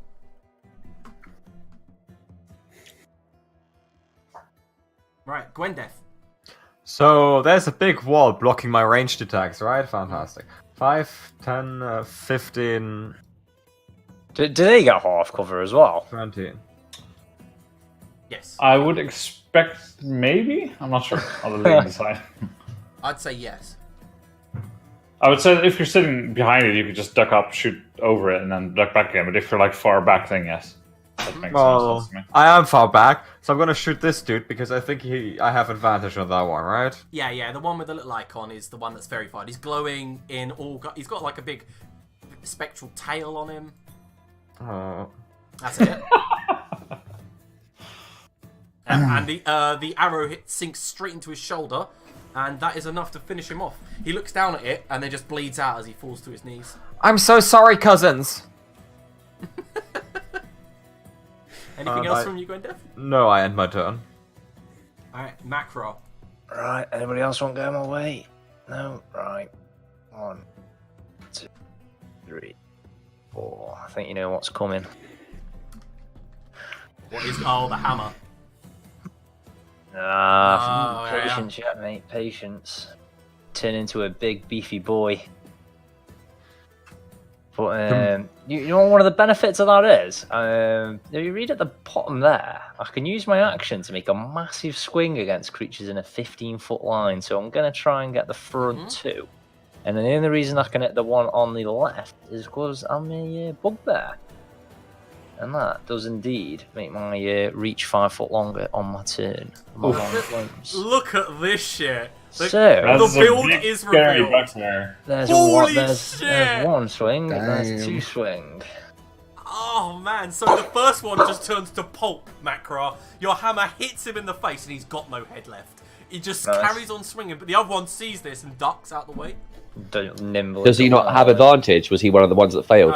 Both the ones with advantage have been killed, my friend. Alas. Oh, you did your job. It helped. It did help. It did. Aha. That's what you get when you sign on Chester Decker. Fair dues. Actually, I prefer to be there when I group, but never mind. And then, yeah, that's the end of my go. Alright. So, this bandit here sees what you did, and, what's your range Did you now? attack all 4 of them, or...? No. It's only in a line. Oh, right, sorry. Yes. Alright. That's why I was gutted when that other one ran up, because there's literally 3 of them in a perfect line. I was just going to go... or something, yeah. Right, this bandit moves to the right and goes to shoot at the huge-ass bugbear in front of him. He's just like, what the hell has happened here? However, the bolt goes wide, and he begins to move back. Here, ends his turn, and the other bandit in the other room moves in and sees what's happened and goes, what the hell? Oh my god! He's going to make a wisdom save. Oh, hell no. And he turns it back around and uses his bonus action to dash. Yeah, you don't get what was it? Morale checks and he just kind of like skids out and goes no. Just turns around and goes for a run. So Grildor, it's your turn. And I'll look around, assess the damage that we've done so far, and assess the damage that they've done to us. Yeah. And I will look at the captain and say, now's a chance to turn your life around and run. And I'll dodge. Okay. Dodge menacingly. Dodge menacingly. No, I mean, it's quite menacingly. There's like a 10-foot tall bugbear next to me. There's someone shooting arrows on my back, killing his friends, and I'm here being the impenetrable defense as I should be. Yep. Nice. Okay, so Chester Decker. Aha. Well, I'll step in tentatively. Lot less frightening in here now, isn't it, boys? Does the captain/pirate beard dude have a sword of metal? He does. He has a scimitar and a dagger. So he has a dagger in his left hand and a scimitar in his right. Let's get bouncy. Oh no. Is it hot potato? It's Hot hot potato! Shit! Okay, so he makes a con save. Oh no! He takes the damage and then has to drop his weapon, right? So. If it's a weapon, yes. If it's an armor, then he can't drop it. He just takes damage. Yep, it is a weapon. I'm assuming you're targeting the scimitar. Or unless he's got metal armor on, in which case I'm doing that. He doesn't have metal armor. Yeah, the scimitar. Alright, so yeah, the scimitar glows red and he goes, ah, ah, and you all hear some sizzling as he begins to juggle the scimitar around and it clatters to the ground. He goes, damn! Alright, anything else? Chester Decker? Maybe he's muted? Quite possibly. His microphones would fall out. Rest in pieces. Yeah, he's randomly died. That's Cardiac alright. arrest. Move over to the bandit captain, who looks at you guys, sees the situation, and says, "Right, I'm gonna leave. I'm gonna take my stuff and leave. You leave my men, but the ones that you haven't already killed. All right." You attacked us. Now get out. All right. Is everyone else willing to let them run? Yeah, sure. They seem like nice enough guys. Is McRae in a really bad rage right now? No, he's kind of like he's kind of like Ruffle though. His jimmies are always rustled, so he's in a tempered state of rage pretty constantly. All right. So he does actually back off. Yep. I guess it's Lantix. Are we done? Is it done? It would appear so. Is it? Fine work. Fine work. I know. There's just a dwarf at the bottom of the road, stealth cowering as we're just having Yeah, a natter. no, I'm waiting for it. So Gwendef, is there anything you'd like to do in your turn then? I'd like to check this dwarf and this dwarf, because I can reach both of them, if they still have a pulse. The one to the north still has a pulse, and so does the other one. They are I'd like- bleeding out. I'd like to No, stabilize wait, the one that them. you just No, checked that one I secondly removed his doesn't head. have a head, so no, he's not It alive. smells a pulse. but it's very- In that case, As it Like the pulse is just like. just from his head upwards as it When- empties out onto the floor. Gwendis has amazing medicine skills because medicine is a wisdom skill, yeah. So she's gonna try to stabilize this dwarf. Oh my god, the -1. I think Oh I just my god! That's It investigation, doesn't but yeah. matter because I'm taking the 1. She puts that poor dwarf out of his. Yeah, so as you lean down to go to check his pulse, Rip. you put your finger to his neck. That's good. And as you lean behind, all of your arrows begin falling out your quiver, and you're like, "Oh shit!" And you slip, and as you slip, your elbow goes straight into his skull. Like, you just kind of look around. At the moment, Chester and Lantix the only one who's seen you do this, but This is only the second time this has happened. And I'll start pulling out the crossbow bolts that are stuck in me now. Yep. All right, Macron. Okay, break them I off. think you killed him. I'm gonna go up here and I'm going to grab this last dwarf and send him. No. I'm just gonna throw him into the next room and send him packing, basically. Yeah. Okay. So Get going. Yeah. Okay. So they do go for a runner, leaving the doors open as they run. No, Master Lantix, this bit of skull damage wouldn't kill a dwarf. I'm sure he's still fine. And meanwhile, you hear like left a the dent. painful screaming of me being like,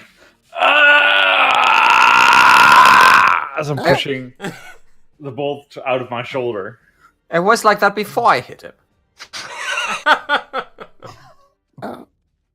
It's Are you alright, young Master Ironblood?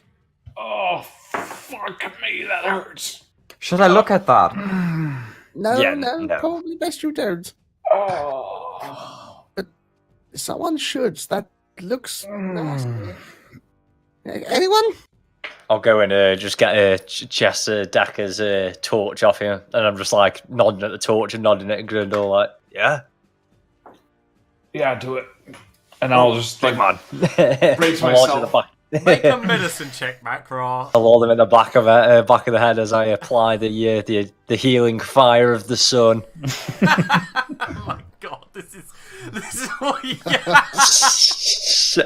his beard's entirely on fire now.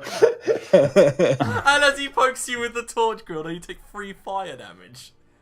However, You mother! And I'll just kick him in the leg. yeah, it looks like it looks like the wounds are closing up. You think? Oh, mother! Don't fucking ever do that again, you amateur! Oh. I don't know. You know, that's it. I always do that a million times. It worked perfectly well. I'll just throw the torch back to Chester. Full on kick him in the leg with my sabatons. The raid's still going down. So it's just like it's like not quite hurting yet, but I'll have a limp in a minute, I imagine. Okay, guys, the battle's died down. You can hear the retreating footsteps and then the splashing of the bandits as they've ran. I'll search the dead dwarfs, see what they've got on them. Right, make an investigation check. I'll sit down on what looks to be a comfy chair over here. Yeah, it's missing one leg, but it's okay.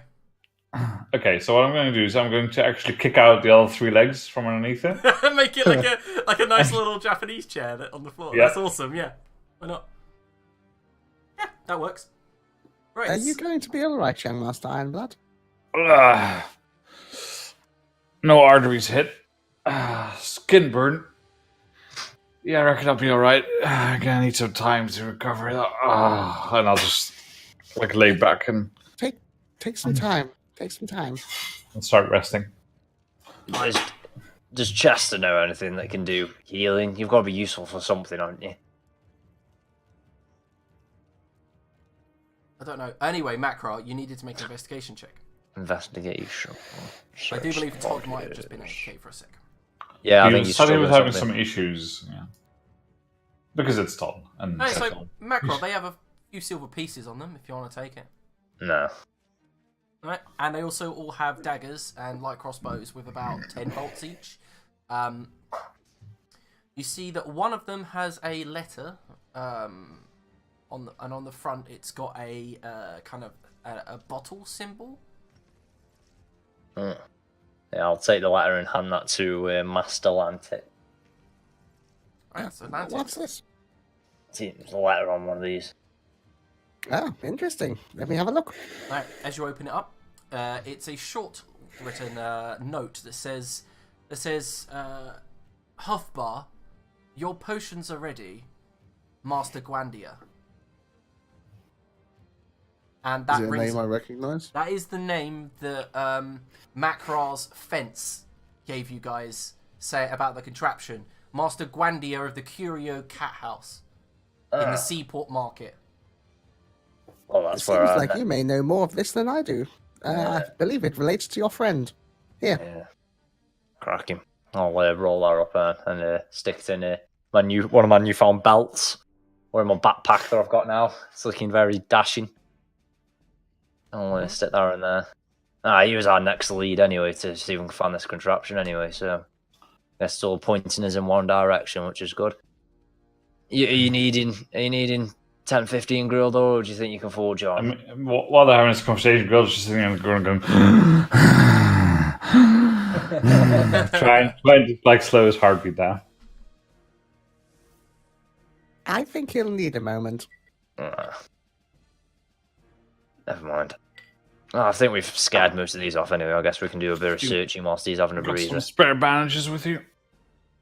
Something of the sort. Need to wrap this wound. Ugh. I'll, have these dwarfs got some any clean looking tabards or something on them? Yeah, well, you find one of the dwarves has like a set of stolen robes in his satchel. It looks like he would wear them. I'll grab them and throw them Grildles away. They'll have to for now. They just hit Griller and he just sits there looking at them. I'll give you a hand tearing them. Yeah, kind of hard with one shoulder. Do you have a knife? And I'll just hand him my axe and prop up the axe between my legs so that one of the blades is exposed. I love the fact that in the That should do. background, I picture Chester just being like, oh la la, like looking at himself in the mirror, knowing full well that he has curative spells.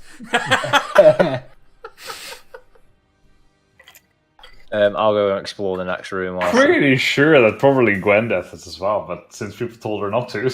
Yeah. I'm Gwenda said no. None. Nothing useful. They get Definitely got reduced good by- berries. If you have a negative wisdom modifier, the healing gets reduced. So I have any. Only good berries here.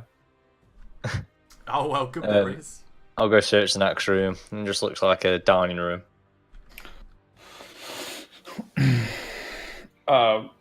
Could you not venture too far while I'm in this state? I can't really protect you like this.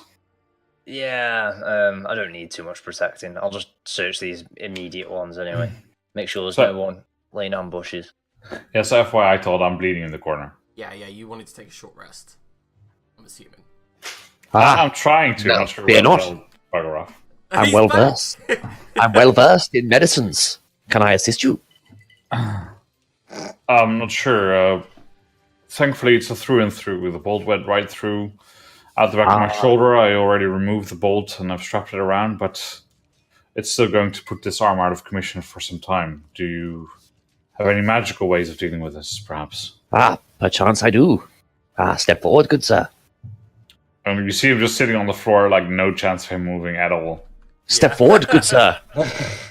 Okay, right, let's have a look. Deep. Yes.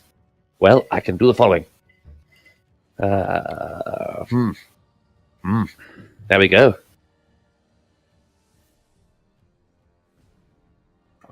No rename on that one. Oh yeah. It's told what's the name supposed to be on that one? Hang on, let me just have a quick look. Lift spirits, perhaps? I'll or something of the sort? rub back tentatively. Oh no, I've changed it now to sensual massage. Very well. Well, I suppose it does require a range of touch. Just to remind you, Grildar, as well, there are ways you can restore your health. Like if you've got inspiration, you can use the second wind feature and stuff. Oh, I know. There's lots of ways I can restore my health. Don't worry. Yeah, that's fair enough. I have just for you to know, Liam. Mostly, I have this as well. Dwarven fortitude, yeah. So when I dodge, I can use it. I just Oh, you also have that. Sensual massage. Very, very fortifying dwarves with very.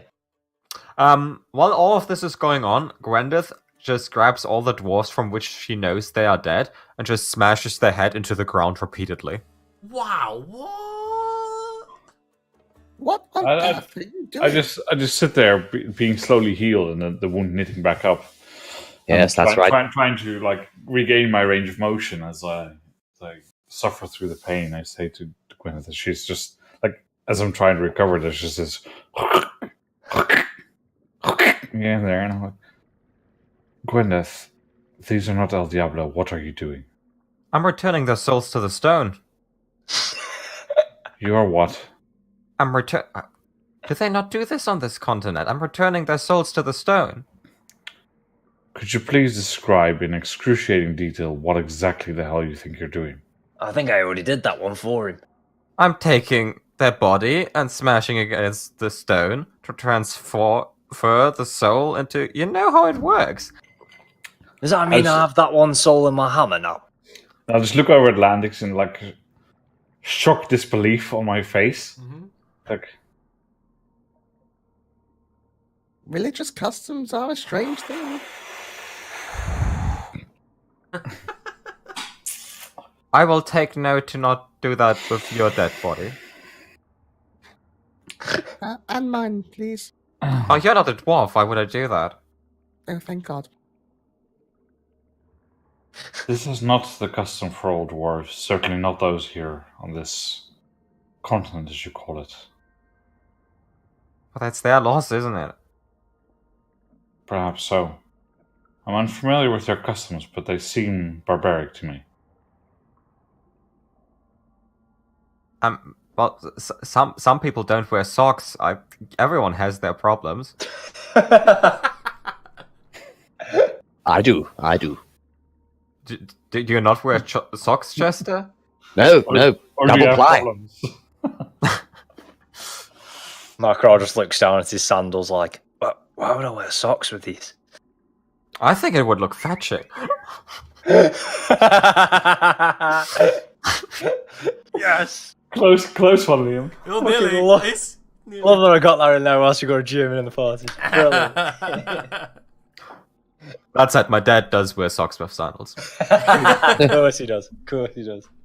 Please, Gwyneth, do not do so again. This is very. I understand that this is your cultural. Well, your cultural way of dealing with things, but in these people's cultures, it is considered highly disrespectful. What? Well, I guess. Thank you. If you wish, I can tell you about the dwarven customs on this island. Why would I learn wrong customs? Customs are different, Gwyneth, not wrong. They are different. Perhaps this is a conversation for another Another time. time, yeah. As interesting as this is, are you feeling That's- better now? All good and fine, but I'm sure I could use another 2-3 hours before I'm fully rested. Are we doing that down here? When do you think you can survive till we clear out the rest of this shit all? If you wish to take the lead, Macra, sure. Yeah, cracking. I'll follow. Stay behind me. Okay. I'll slowly crawl to my feet and get up and follow the Alright, rest. so you, in front of you, Macra, you see this is, the door's been opened. There's a table with a set of tools on the front, and in the corner another. Here, the ground has been, well, they've made a poor attempt at cleaning the ground here, and the flagstones are all kind of cracked and filled with, like, dirt and grime. But they've made a semblance of some sort of hideout down here. The tools are unknown to you, but they do look rather nice on the table. Don't look like something that the bandits would have owned. Lantics, what do you know what them tools do? They look like something to do with your magic hard light I thing. wouldn't have thought so, but I'll take a look for you. Okay, so Lantix. Investigation. These tools are Tinker's tools. Yes. I guess they could be used in my line of work, but more my other line of work, not the hard light. But they're What's the Tinker's other? tools anyway. Tinker's tools. Ah, right, okay. What's your other line of work? Is that little automata. droney thing that you... Yes. Ah. I don't Yes, know why I they know can the come word in for quite drone, useful. but, you know. Well, do you want to take them? Are they a particularly nice set? They seem quite well made. I mean, I have a set, but no, we shouldn't take other people's property, should we? Literally, as you say this, is just like big paw and just scooping it into his bag. Yeah, we should return them to their owners. They look far too well made to leave down here to these bandits. Well, if they're stolen, then I suppose that would be the right thing to do, yes? Exactly. What about in the corner? What are the tools there? Oh, that's a bucket of hammers. Naturally. There's 1, 2, 3, 4, 5, 6 hammers in a bucket. That must be how they nailed the skeleton to the wall. Exactly. Good investigation work. Oh, also, there's about a dozen nails in the bottom of it as well. I grasp a hammer and just look in the back of Chester Decker's head longingly. Another puzzle Amazing. solved. And every problem looks like a nail? And I'll just throw one against the other wall, just like practice my hammer toss. Bang! And I guess we can be on our way. So have I got a set of tinker tools then? Yes, you can write them down. Can I just strike them from the compendium? What else are we doing Yes, here? I can. You moving on? Yes, do we hear anything I'm here? leading the way. One second. Roll a later. perception check. I certainly shall. I'm mostly interested in where the bands who were fighting before, where they went. Okay. Well, with a nat 20, you know they went 1, 2, 3, 4, 5. They went 25 feet in front of you, turned to their right, and ran an indefinite amount of feet to the north. Also, you see that there are more than just 3 footprints here for the 3 bandits you let go. There's several others. Also, there's a smear mark, and there's cobwebs all over the door this side. The door to your left. Lots of cobwebs. Sorry, smear marks or cobwebs? Like smear marks, brown smear marks, as if like old stale blood underneath the door, but then the door itself is covered in cobwebs. Right, okay. I'll say to the others, I think the bandits we told to leave left and went north here. What way does this door open? What, this one? Yeah, sorry, I was next to this one, yeah. Yeah, it opens outwards from here, so you'd have to push it. Okay, is it currently open? Yeah, because the bandits ran that way. You can tell they've opened the door to run. Okay, is there any tracks that tell where they're going from No, there? because it's water. It's just like maybe a foot of water. But you can tell Right, okay, that, sorry. that it's rippling from recent movement. Well, let's just shut these doors, and I'll shout out and say, we'll close these doors behind you, stay there until we leave, and we will spare your lives. Okay. And then I want to, how do these doors go? Because it's double doors, right? Yeah, they're double doors. Okay, so I want to just grab a chair or maybe a hammer from the bucket and just put it through the door handle so they can't open it from the other side. Okay, yep. So from this door in front of you, yeah? Yes, exactly. Just close this one off, just make sure it's secure, and we leave it be for now. I don't think they're planning on coming back anytime soon, to be honest. Well, if I know anything about bandits, they are opportunists at the best of times. They might not think about it now, but if we come back through here wounded on our way back, we don't want them to ambush us, do we? Yeah. We really should have taken one of them for questioning, but I guess we nicked that letter off one of them at least, didn't we? And draws another line to my fence. Is there something specific you wanted to question them about? Just if they knew anything about our bandits that we're after. Maybe their hideouts, is it not? You did It see... is concerning. They might warn the people we're after. What if they're affiliated? Yeah, there is that as well. Well, there is certainly a possibility, however, these seem to be... I'm sure they didn't have that image to me, but if you insist, I'll trust your instinct, Mantex. It's more just a minor concern.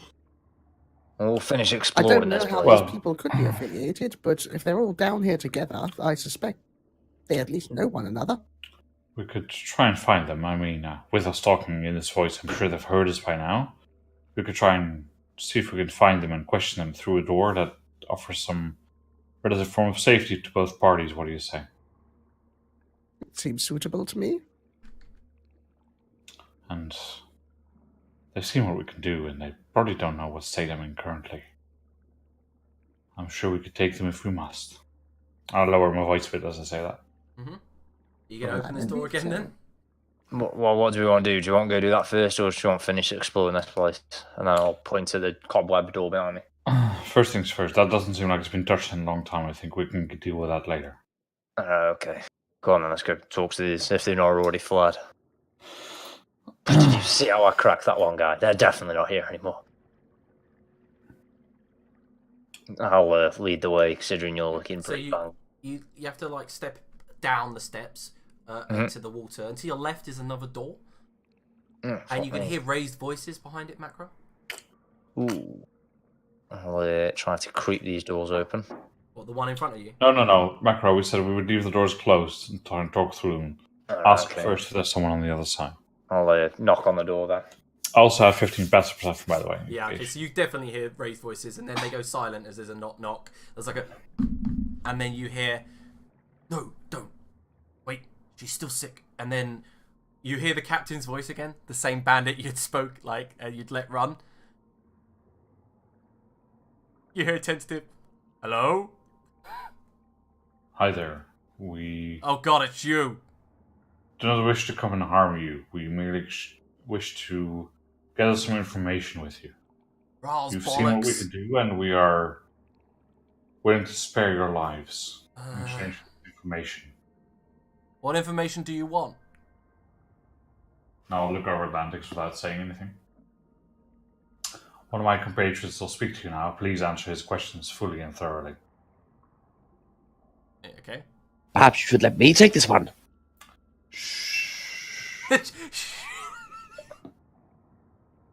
Why are you putting me in charge? You have the best knack for investigation out of all of us. Oh, I was never much of a And, talker, though. Not my- unless I was lecturing. I, on the other hand, am fluent in the ways of persuasion. You should really let Chester do this. He's talked to a lot of people. Chester, sorry, not Chester. Gwyneth, can you please roll a persuasion check to see if Did you know that persuasion is not wisdom based? So I have a +1. In the chat, we've got a "You can do it, Jester." Yeah, let's go. Lovely. Well, I would normally say no to your request, Gwyneth, but seeing as how Chester, you graciously use your magics to heal me, please do proceed. Ah, good. Do you understand what we are after? No. Lantix, I cannot deal with this right now. Can you please brief him now? I'll just slump back against the wall and rest some more. Yep. There are a few key points. We're after the details of the burglary and the missing drugs and Yes. ingredients. Ah, And we're also very keen to hear information about the hard light gauntlets. good. Good. Excuse me, please, Gwendor. It's a good name. And I'll rap 3 times on the door. Finest gentleman. Yeah. Perhaps you could help us. We're looking. Perhaps you've heard of me. My name is Chester Decker. Roll a deception check. Oh, the fucking. Hang about. Okay, and then he goes, "I've heard of you," and then you hear in the background a feminine voice go, "Isn't that the one in the alley?" And you hear another voice go, "Shut up!" And Yes. then you hear, "I've heard of you, yes." Good, famous adventurer, slayer of dragons, Dragons? purveyor of women. What? What do you want? Nah, fear not from me, my friends, for I am a gentle and kind soul. We want to know more about some information you may have. Perhaps you've heard of the contraption, the hard light gauntlets. There's a silence. You hear some rustling, like a table being pushed over. Bonk. Careful. Ignore that. That was nothing, says the captain. Bandit. I don't think Yes, it's will do. going very well, Gwildor. Give me a moment. Well, what do you know? What do you want to know? Can't you do it? And you hear another feminine voice go, "No, it's you do it." And he says, "But what? You're better at this than I am." You just hear, "Do it now." And you hear the Captain Bandit come back. The bearded bandit says, "Chester, friend, we do not know anything about this gauntlet. Neither do we know anything about no drugs." And then you hear behind you, "I didn't even mention that. What's wrong with you?" Of that I am glad. Perhaps you can regale me with something. We're investigating a robbery, you see, and we want to know where these drugs may have ended up. Perhaps a satchel. Perhaps And you I'm can just help looking us. at Grill though now, and I'm just nodding at him, putting a thumbs up, and then going, nods Of me at the course. door, like, "Can I go in and smash?" I will trade the information for something of equal worth, and I'll whip out the quill flute with a flourish, and I'll sign a piece of paper, or no, I'll sign a framed headshot, and I'll slip it underneath the door. It's Roll soaked full of persuasion. fucking Roll persuasion. sewage. as it goes Let's on. go. Persuasion. Oh, come on. This is a +8. If I get an 11, I'm going to be pissed. Headshot's gotta be so valuable. And he goes, one moment. And that's when, maybe about a minute later, you get a letter come through Chester underneath, written on the back of the headshot. And what does it say? It says, "She's in here. Come save us." I'll turn it over and I'll go, she's in. And I'll hold it. Reading it aloud. I'll hold it. I'll hold it up and I'll show it to Grildar first, and I'll pan it so that everyone can read it. Sorry, what was it? Because I was purposely trying to zone out the information I wasn't privy to. I'll show it to Grildar as well. It looks like Chester's managed to persuade the bandit captain to give up his friends. Perhaps we should assist. Yes, now's the time. I'd love to assist the brethren. I never thought I'd say this, but And then I go on 3. I'll fucking finish to the door. Alright, go on guys, roll the Big fucking foot through the front of it. Let's go ahead. Alright, Liam, I will be right back for Twilight again. Yep, that's alright. Fantastic. I'm still waiting for Chester to ask them about the dragon, so I'm not charging it. Oh wow, we are just slowpoke army today. Slowpoke. oh Jesus, that is not good. Man, I need some fucking. I need that advantage. Hey, on Omar the Swift lives up to his name. So, at that moment, I'm assuming it's you who burst the door down. Yeah. Macro. And that is when immediately Omar fires forth. Let me check his lists. Oh yeah, definitely. I got really angry before I did it as well. Okay, he doesn't do anything, but he will move towards the door, and the guy with the big ballish hair, a turban and silk wrapped around it, draws his khopesh and goes, "Die, foul fiend!" and goes to stab you with the khopesh. You've met him before? No, you haven't. Oh, I've met him before. Where? No. Did I meet him before? No, it was I only haven't met actually. him. Sorry, it was I'll take Elijah that who is now badly gone. Yeah, I've not met him before. Are those the guys we met in the alley? Yeah, you noticed them. They are the guys you met in the alleyway. And the khopesh slashes across your chest for 4 slashing damage. Ah. Oh, we didn't have a break then. No. No, I think you just went for a pedal. Wait, Can we go? no. It didn't actually roll the damage, by the way, so I'll have to add a d8 on top of that. Oh, wow. Yeah, for some reason I didn't set up the damage, so it's a total of 6 damage. Oh, well, what did I take before? 4, so a total of 6. So I just need to take another 2 off then, yeah. The bandit in the background, the one that you had let go, backs off. Just backs off to the corner, drops his crossbow, and just sits on the sofa with his hands up. The Good man. tiefling, with the contraption, brings it up on her right arm, and as she does, she goes doof and fires forth a 4-star from the hardlight needler. Sorry, Liam, could you just repeat what we saw when we got in there? Because I obviously thought we were having a break, so... Okay, so you saw really just the face of Omar approach with his khopesh and attack Makra. In front of you is a table with those bandits. You can see the bandit captain behind Omar and the tiefling with the hard-like contraption on her arm. Okay, I'll look at Macron and say, alive, remember. Oh, obviously. Okay, so Haroth brings her hand up. As she fires the needler, it hits Makra for 6 piercing damage and 3 force damage. Oh, I really wish I was raging right now. And then she says, "Cowards!" as she moves further into the side of the room. This bandit puts his hand up, moves over to the sofa. The captain moves to the sofa. Both sitting Yeah, down they in- all just move over to the side with their hands up, like, nope, we're not fine. So I'm just going to remove them from the initiative for now, so that... Alright, Macro. Right, come on then, pretty boy. And I'll grab Omar around the throat. Right. Oh no, I'll get really pissed off first, then I'll grab him around the throat. Alright. I shouldn't say 2 out of 2, that should be 1 out of 2, no, 0 out of 2.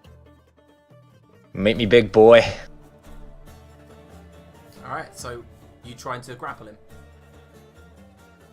Alright, nice. He tries to get out of the way. And as you go to grab him, he's a slippery eel as he ducks underneath.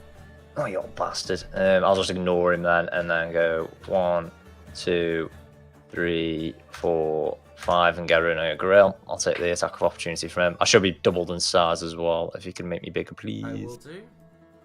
And he will take the attack of opportunity, and he misses. With. Sound. That's me done. Alright, so Chester Decker, you're on deck. Ah! Very well. Okay, so the first thing I'll do, let's try this out. This might go horribly, horribly wrong. Sorry, my character sheet takes ages to load. That is fine. One of these days. Once upon a time, I slayed at least 8 dragons. And you'll feel my wrath. I'm sure Gwyneth will be like, It's a bedtime story! Oh my god! Fuck's sake. Who are you casting this on? I'm going to go... These guys have all sat down on the sofa, haven't they? Yeah. So I'm going to go here. Alright, so as you go and cast it, Omar does actually... Jesus Christ, you got exactly his hit points. Amazing. He goes, ugh, and just falls back and falls asleep. Ah, I thought that was a dreary one. And after that, I will go, you there, Magra. You're not using your hammer properly. Grip it like this. And I'll make a phallic symbol. Grab my balls, grab it. So yeah, Macro, you get a D10, D6, sorry, inspiration dice. Sound. Oh god, okay. Alright. Every time your turn just blows me away. I'm like, what the fuck? I've been changing the spells again. I'm cracking up. Yeah. Grildo, it's your turn. yeah, I'll step in. First turn of combat, I'll get over here. Yeah, and Haroth looks at you guys and she's like, What is Haroth dressed in? let me look. She is wearing, no armor, cloth. Really? Wait, yeah, what? Did he just wolf whistle my NPC? No, it wasn't called wolf whistle. It's just, I'm gonna fucking ruin your day because you're not wearing any armor. Alright, I'll force starter. Nope, I won't. Apparently still hurt. Right. So I go to attack, and like I obviously my right arm is my dominant arm, and that's the one that I've been shot in. So I try and cast, and I cast successfully, but I just cast straight into the barrels. Yeah, just splinters of wood goes everywhere. And I try and put it off as saying, "That's a warning." I feel badly at trying to put it off. It was pretty obviously a miss. Yeah. Right. Lantix. That's my spell, Tiefling! But you don't understand its full complexities. And I'll let off a hard light blaster at her. So you just summon it in your hand, right? Is that what it looks like? It summons in space in front of him. Okay, Like cool. autonomous. Ooh! Oh shit. Right, before that, Silbard, thanks for joining. It's every Thursday at 7:30. Well, it normally starts at 7. Hopefully see you next week. See you later. And, alright, so... Oh, you crit! I didn't even see that! Bam! And the hard light blaster hits her in the shoulder. She spins and nearly goes down. And at that moment, flicks her hand towards you, Lantix. Can you make a dex save? Sure. Hellish rebuke.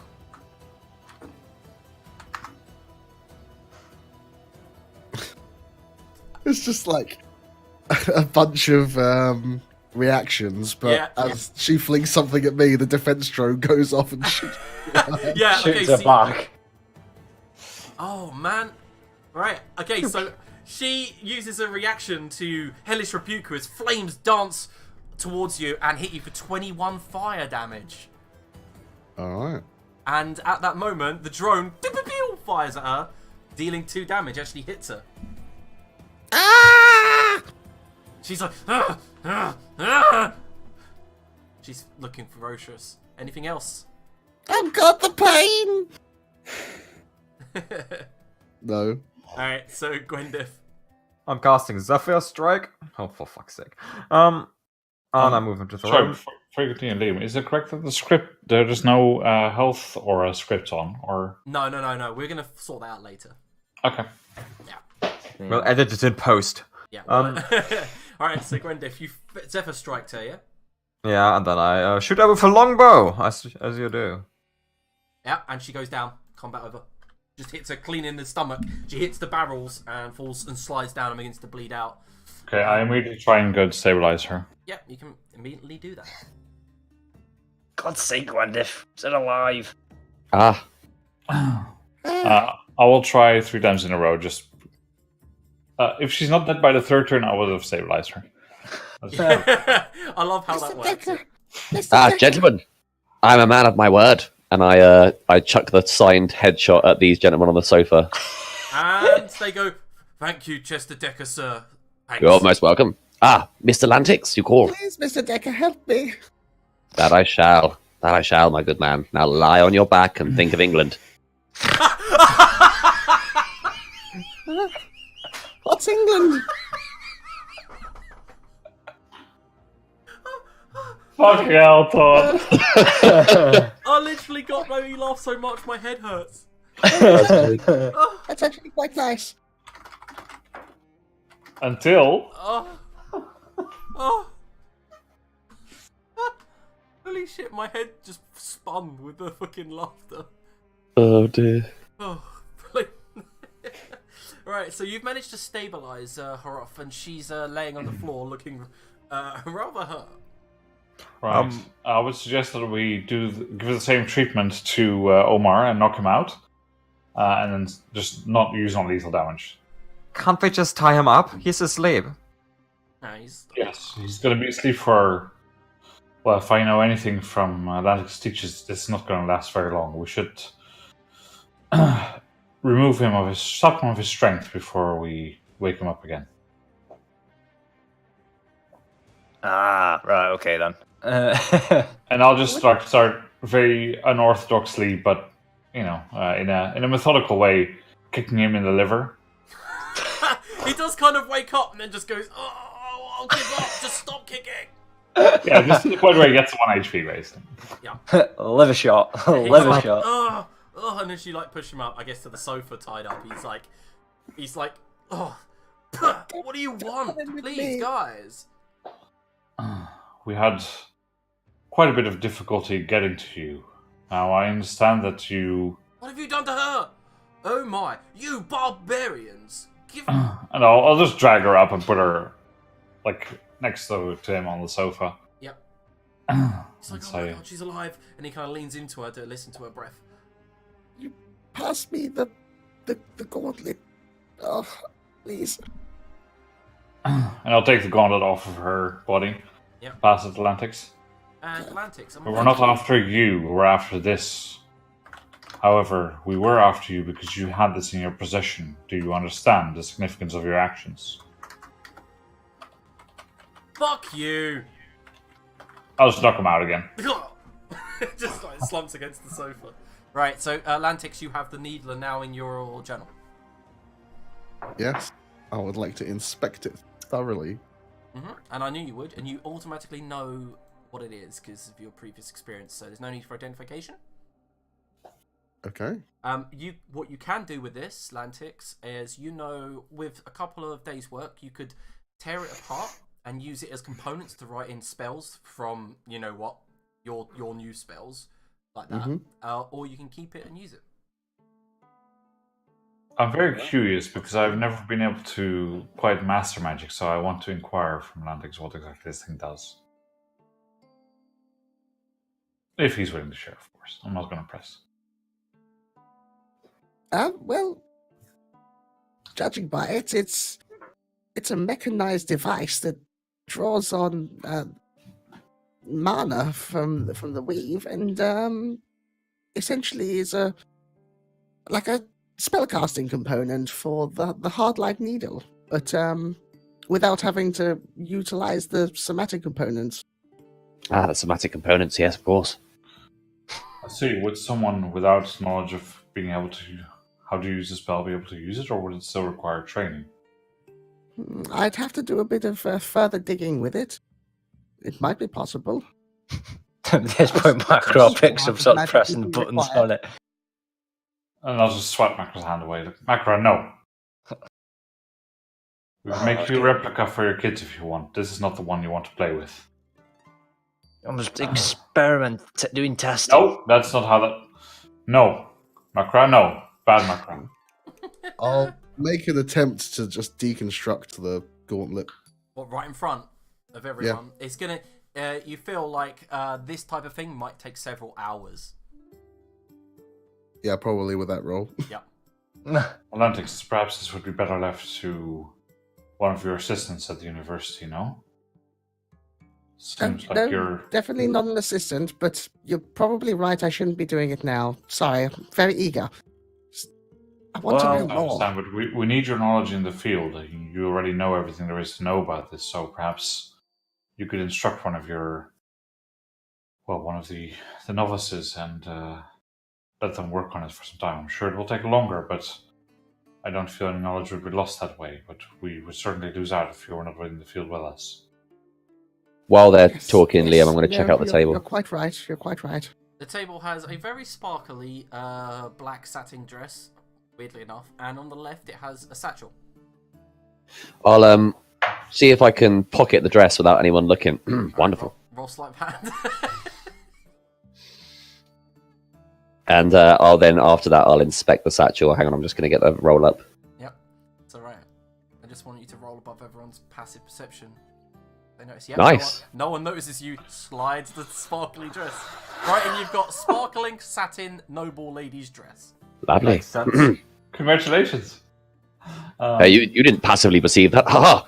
No, I didn't. And there is the satchel on the desk. And I'll have a look inside. Okay, you see a satchel. Empty. Is this the satchel your knight friend was looking for? Once again, I've saved it. This, be like, what? You know, you're... So, you have to place your hand in and ask for the item. Ah, what shall I ask for? Schooner. Okay, hear me out. Ask for a map to El Diablo. Of course, I'll do both. But I'll start with the first. Schooner. Okay, so, right, the way that it works is you have to visualize the art and not really say it, so... Alright, so I'll explain the kind of bushes that it's made from and the region where it grows, etc. Yeah. And you try your best, Chester, to visualize, and as you put your hand in, you do feel something, and you pull it out, and you do get a massive hand full of what looks like dried herbs. Interesting. It's all clinging and slightly sticky. Is this what we're looking for? It appears it would be, yes. Ah, where would you be without me? Ha ha ha! Probably here, without you. But thank you.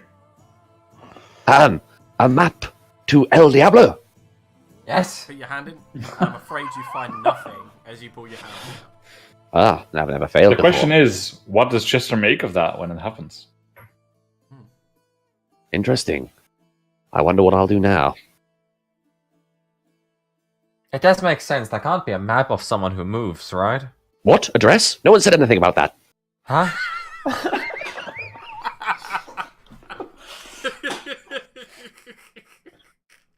You know, it's weird that these were the bandits you were looking for. We met them just yesterday. Of course. I knew all along. Sorry, Gwyneth, what was that? We did give you their descriptions thoroughly, did we not? Wait, you said like a... You know, all tieflings look the same. Ooh. Ooh. There's nothing distinctive about these two people. No, they do not wear very specific garments. They do not have a specific skin color. They do not hang out with a very specific certain type of person. You are absolutely right about all of this. Didn't have a bloody gauntlet on their arm. Master investigator, I must say. It is truly remarkable, your talents in this matter. I'll get fret if you praise me too much. Yeah, we really need to be working out the percentage cuts of this group. And just look at him and Chester and just be like...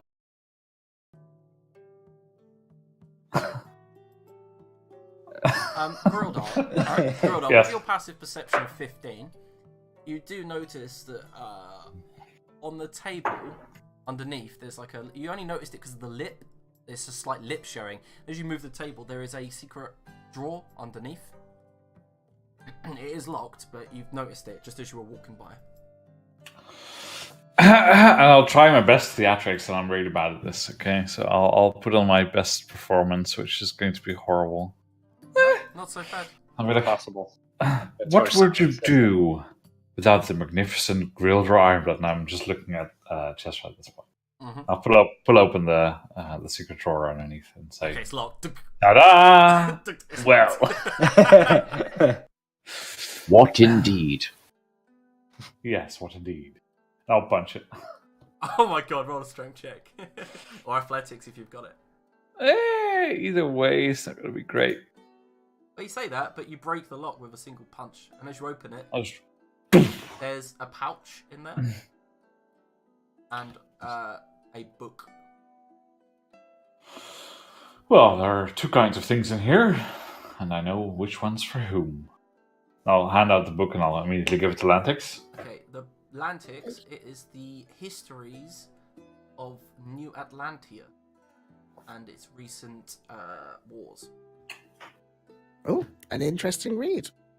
Basically, it explains the story of how New Atlantia rose from the ocean floor, surrounded by the Million Islands and all that. And once you flick through, you do notice one name, Darioso, and you're like, no. Lol. However, the pouch jingles satisfyingly as you pick it up. Now, this might have some more of your attention, as I just I obviously feel it as I put it out of the drawer, and I dangle it and like chink chink chink the things inside it around and say, "As for this, I think I have figured out what you long for. I've already given Atlantics what he longs for, to further his knowledge, research, perhaps some adventure in his life that he's been missing. As for you, Gwyneth, it is very easy. You just long for El Diablo." And I do like a mock impression of Gwyneth doing that. I think the sewage water's got into your cut. He's just starting to go a bit nuts. Macra, for you, it's very simple now. Look in the pouch to see what's in it. Okay, so there are 4 gemstones, small but look expensive, and there's also a bunch of platinum pieces. Right, I'll just give one of the gemstones to Macra and say, "For your children, not for you, mind you. No more fizzy water." Oh, fucking hell. You need a lot less than physics. And then I look at Chester and say, "With you, it's a little bit more difficult to figure out what exactly it is you're after." Exactly. What do you give the man who has everything? Nothing, for he has everything, and I turn away. Oh no, nice. So generous. In pretense. Mm-hmm. And I'll try and do that and look back at Chester's reaction to see what he's doing. Well, of course you could, give something. Yes, well, I think I know quite what to give you, but I don't think it's in this bag. Sorry, I don't swing that way. Grillo actually chuckles at this point and says, "Neither do I, friend, but you've been a good compatriot today. Thank you for helping us. It's much appreciated." Wonderful. A gift worth more than platinum. As for this, and I hold up the rest of the bag and I say, "I hope you don't mind sharing a little bit with Macra's children. They are, well, in need of simple amenities such as medicine against lice. I propose..." No, we're on top of that now. But yeah, go on. Sentiment still stands. And I see 3 of them crawling across Macra, and I'm like, We're on the way out. "As for this, shall we keep this to use as we see fit for the rest of our investigation?" Right you are. Like a central pot. Ah.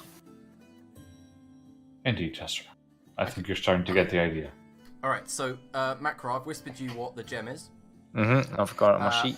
So, just for brevity's sake, so you know what it is, There's an aquamarine. Does this now mean that Grildor is now responsible at looking after company funds? No, I'll leave that to Lantix. What? You're the academic. You know, I was never very good at these things. That's why I quit your training. There you go. Because I was an academic, not So an what's accountant. left over is those. Alright. Oh, If you want me to do it, Mike, I'll do it. But It's alright, I'll just put a rough cut in there. do we have a party loot sheet? We do not, but if you want me to make one, I can. Please I'm do. looking Not if I'm forward gonna do to. it, so I'm just gonna write on the bottom of my sheet. I'm not opening other sheets. Okay, then I'll do it. That's fine. There we go. Can you make a party loot and a party notes sheet in case we need either of those, please? Lee? Okay. Looking forward to opening that sheet in 5 months to discover all the cool stuff we have that could have been useful in other situations. Hey, I'm not Greg, okay? It's so true. There you go. They're both there. Okay, I can open the party loot, but it doesn't seem like I can do anything. Oh, never mind. There we go. Okay, it works now. Okay, so as you peer around, what is your plan with Haroth and Omar? You've taken the contraption away from them, but you know that one, they're wanted by Lady Obsidian, and Grildar knows two, they're wanted by the guild or whatever the organization is. well, I guess I'll pick up at this point anyway. It's like, well, doesn't our lady friend with the big monitor want these two? I'm not Is she our particularly friend? fond. He seemed pleasant enough before I hit him with a hammer, but you know, a lot of my friends I tend to hit with hammers.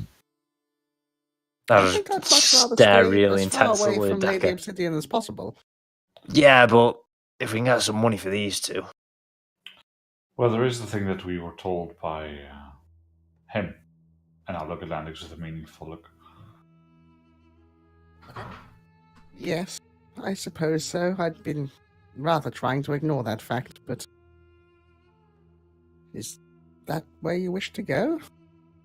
Not necessarily, but well, there's a few things to consider. One, what else we're going to do with these two? or if we hand them they're- into the Blood Knights, I'm sure as shit we get fuck all for giving it to them. May as well give it to that Our Lady of Obsidian and get some money out from it. I understand what you're saying, McCrab, but I feel any monetary worries you would have had should have been alleviated by what I just gave you. So let's leave that out of the equation for now. Don't know, I'm still living in that shithole. This dragged me out of there yet, but If I may, is the drug and the dire warning you were given. What do we do with that? Yes, that is a good question. I see two ways about this, as there usually are. One is you roll with the punches and let things move along as they are. If you are willing to give in and abandon your own moral compass, the other option is that you say, fuck all that shit, and you rise up against it. I must warn you, though, this often comes with unwanted circumstances and consequences. I think I would prefer the option that least puts us in harm's way. Is there one of those? Yes. Give people who ask for what they want. Nod your head. Say nothing. And acquiesce to everything that's asked of you. Personally, I don't roll that way. Oh. I'd rather hoped you might. So, what's the plan then? Well, I feel that there's something more happening here, something which could endanger us all in the long run. And I believe turning a blind eye, sticking our heads in the sand is not going to get us through this time. Or at least not us in the larger sense of the word. I feel something's brewing that might endanger everyone in this city, and I don't think I can bear it to let it pass on without taking any action. Very well, very well. Well, I'll try to assist you as you've assisted me in finding the gauntlet. Although there is rather more I'd like to know. If maybe one of somewhat higher stature could potentially ask the questions to these two. I'd like to know where they got the device. Shall we take him to the university, or do you believe it's too risky? The university? I mean, Which one of these two looks more conscious? Definitely Omar. I'll go up to Omar and I'll grip him by his ball head, and then it starts clicking in my head like, "Fuck me!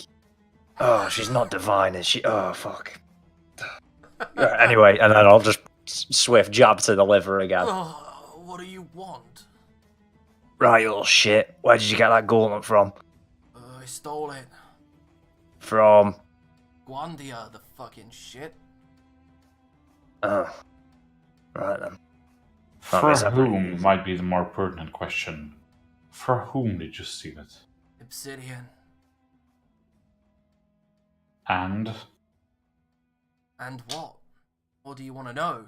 Why did you not give it to her? She said she wanted it to arm her off. To what now? Give her a weapon.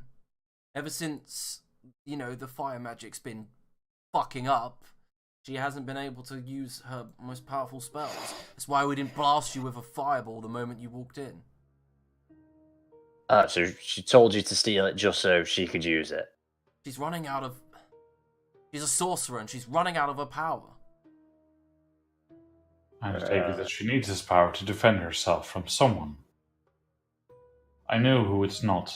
Look, So you tell me right now who it is. right, we fucked up. Alright, Obsidian wanted us to steal something, and we stole it from some important people. Now they want it back. We couldn't exactly give it back because it was just going to forfeit our lives. Oh, my balls. Anyway, and then Obsidian turned on us. She sent that fucking Elijah after us. And now we're hiding out down here, apparently with you. I mean, Elijah. that satchel is bad business. Apparently so. I've been told this by more than one person today, and I'll give a meaningful answer back of Atlantics. Just, if I were you, I would take it and I would hand it in and just forget about it. Is it Obsidian who's after this as well, then? Yes, it's going to make her I would tons of follow. money. He points towards the satchel and he goes, that satchel's worth at least 15,000. Excuse me, for some common drugs? Common drugs. You know shit. Well, why don't you enlighten me? That stuff sells for tons to the cult of the Faefather. They need that stuff. For what? Well, it gets them in contact with their fucking moose-horned deity. What do I know about this cult? It's a recent thing. You started, motherfucker. Recently, in the you past are couple it. of months, there's been an influx of people standing on their soapbox, so to speak, in the marketplace, praising the Faefather. They all seem to be druidic types. They all seem to be the types that love nature. You see that there's a few rangers and things like that. They all seem to be Fae-touched, all of these worshippers. They all seem to have weird marks, weird colourings to their flesh. Some of them have, like, multicoloured hair, and they all seem like... Not like they're somber, not like the usual cults, like prophesizing doom, but they do say that the world will be reclaimed, and that's all you've kind of got from it. They seem to be just a crazy bunch that sooner or later, the Hound Guards are just going to move out of the city, as they usually do with most cults.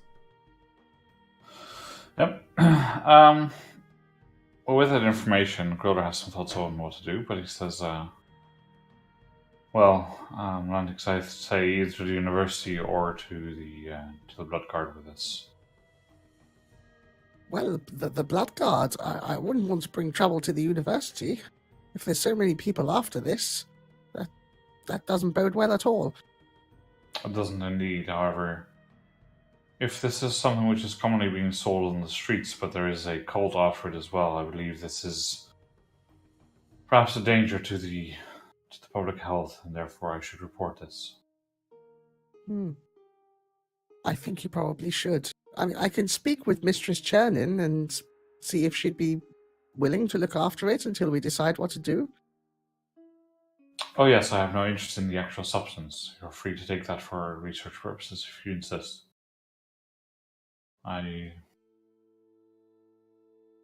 Omar just speaks up.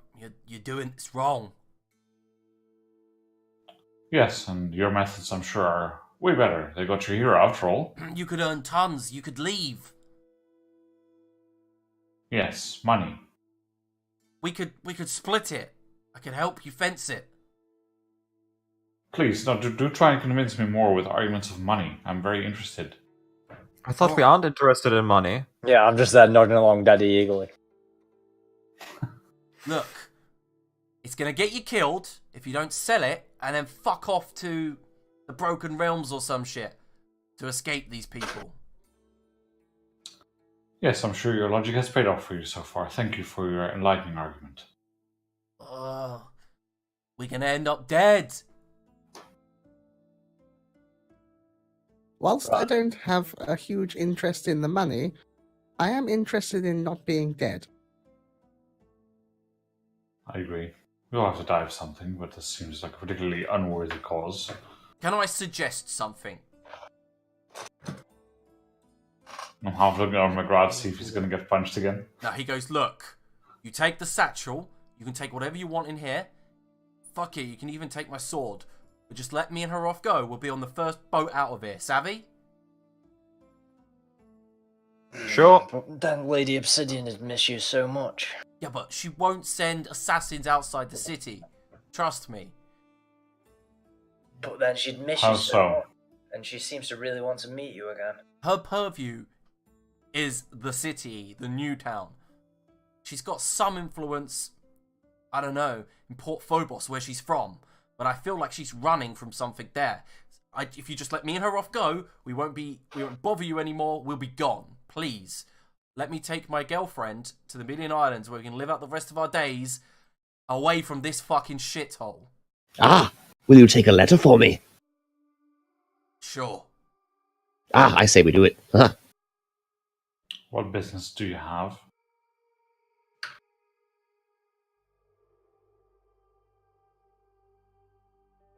Sorry, did I stutter? What business do you have? Pardon. Still muted.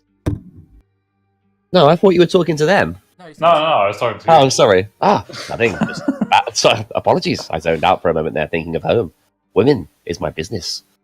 And a quaint little theatre. And that is the best use you can make of these two. Fan mail is the highest use.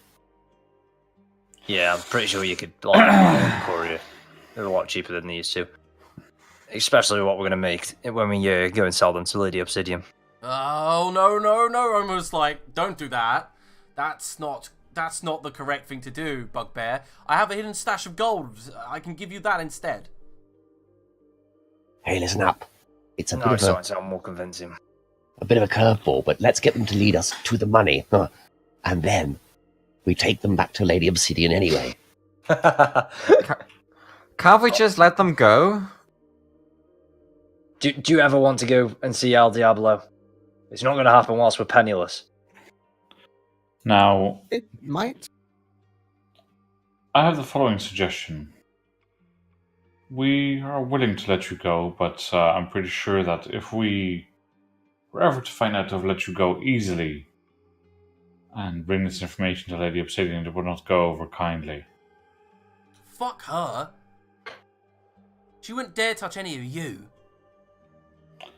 Yes, you say that, but I'm not quite convinced. Come on. What is your freedom worth to you? A lot.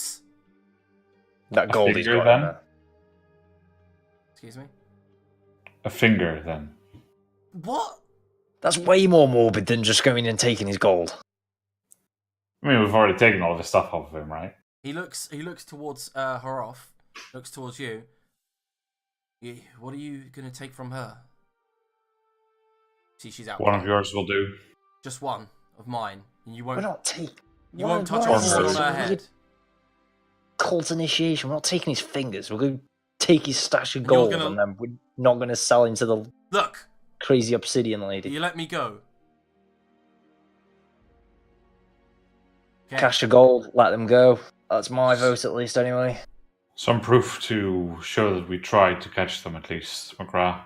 I understand politics is not your arena, but this is one that we might not win on force alone.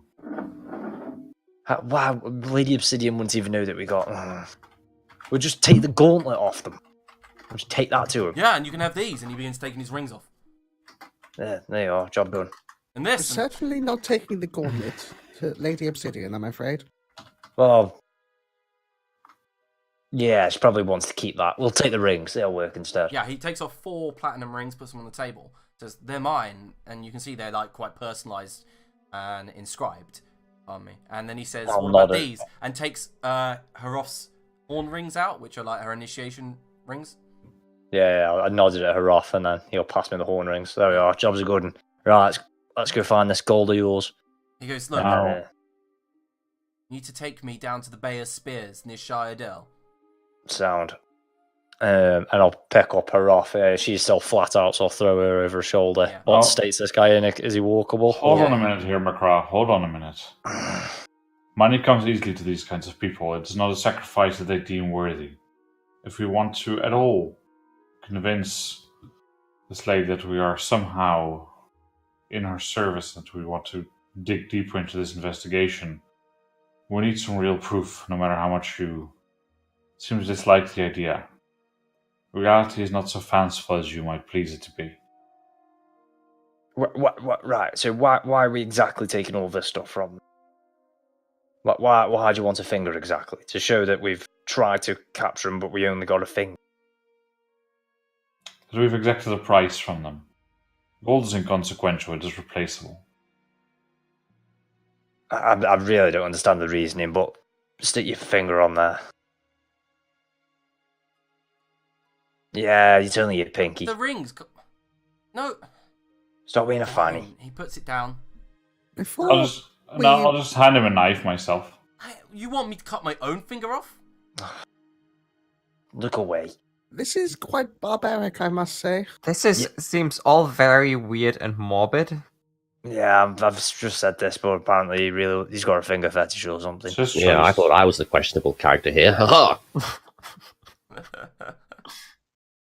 Fine, take it. Whatever. It is your choice. If you wish to be looking over your shoulder for the rest of your life, looking for Lady Obsidian Hand commanding me you, the damn knife, and as long as you don't touch anything on Haroth. I'll make him turn. I'll just turn his head and then take his little finger off. Couldn't we have just cut off a finger off a dead dwarf? He's not a dwarf. He's a human. But No. Well, I how think would it's she different. notice? he goes, and then immediately reaches into his pouch, downs a drink, and then you see the wound close up, and he goes, ooh, that wasn't as bad as I thought. And I'll give the finger still wiggling to Grildor. Finger I'll of, just take out a pouch and. finger of Omar the Swift. I'm still not sure, but yeah, come on then. Let's go find your gold, and then Okay, you can be on your way. He begins leading the way as you pick up Haroth, and he goes, be gentle with her. Shut up. You've already kicked the shit out of her. Well, exactly. What else am I going to do? I only shot her with a bow. Which is, yeah. You can be callous, but I don't understand why. In this situation, I just don't understand why you need the finger.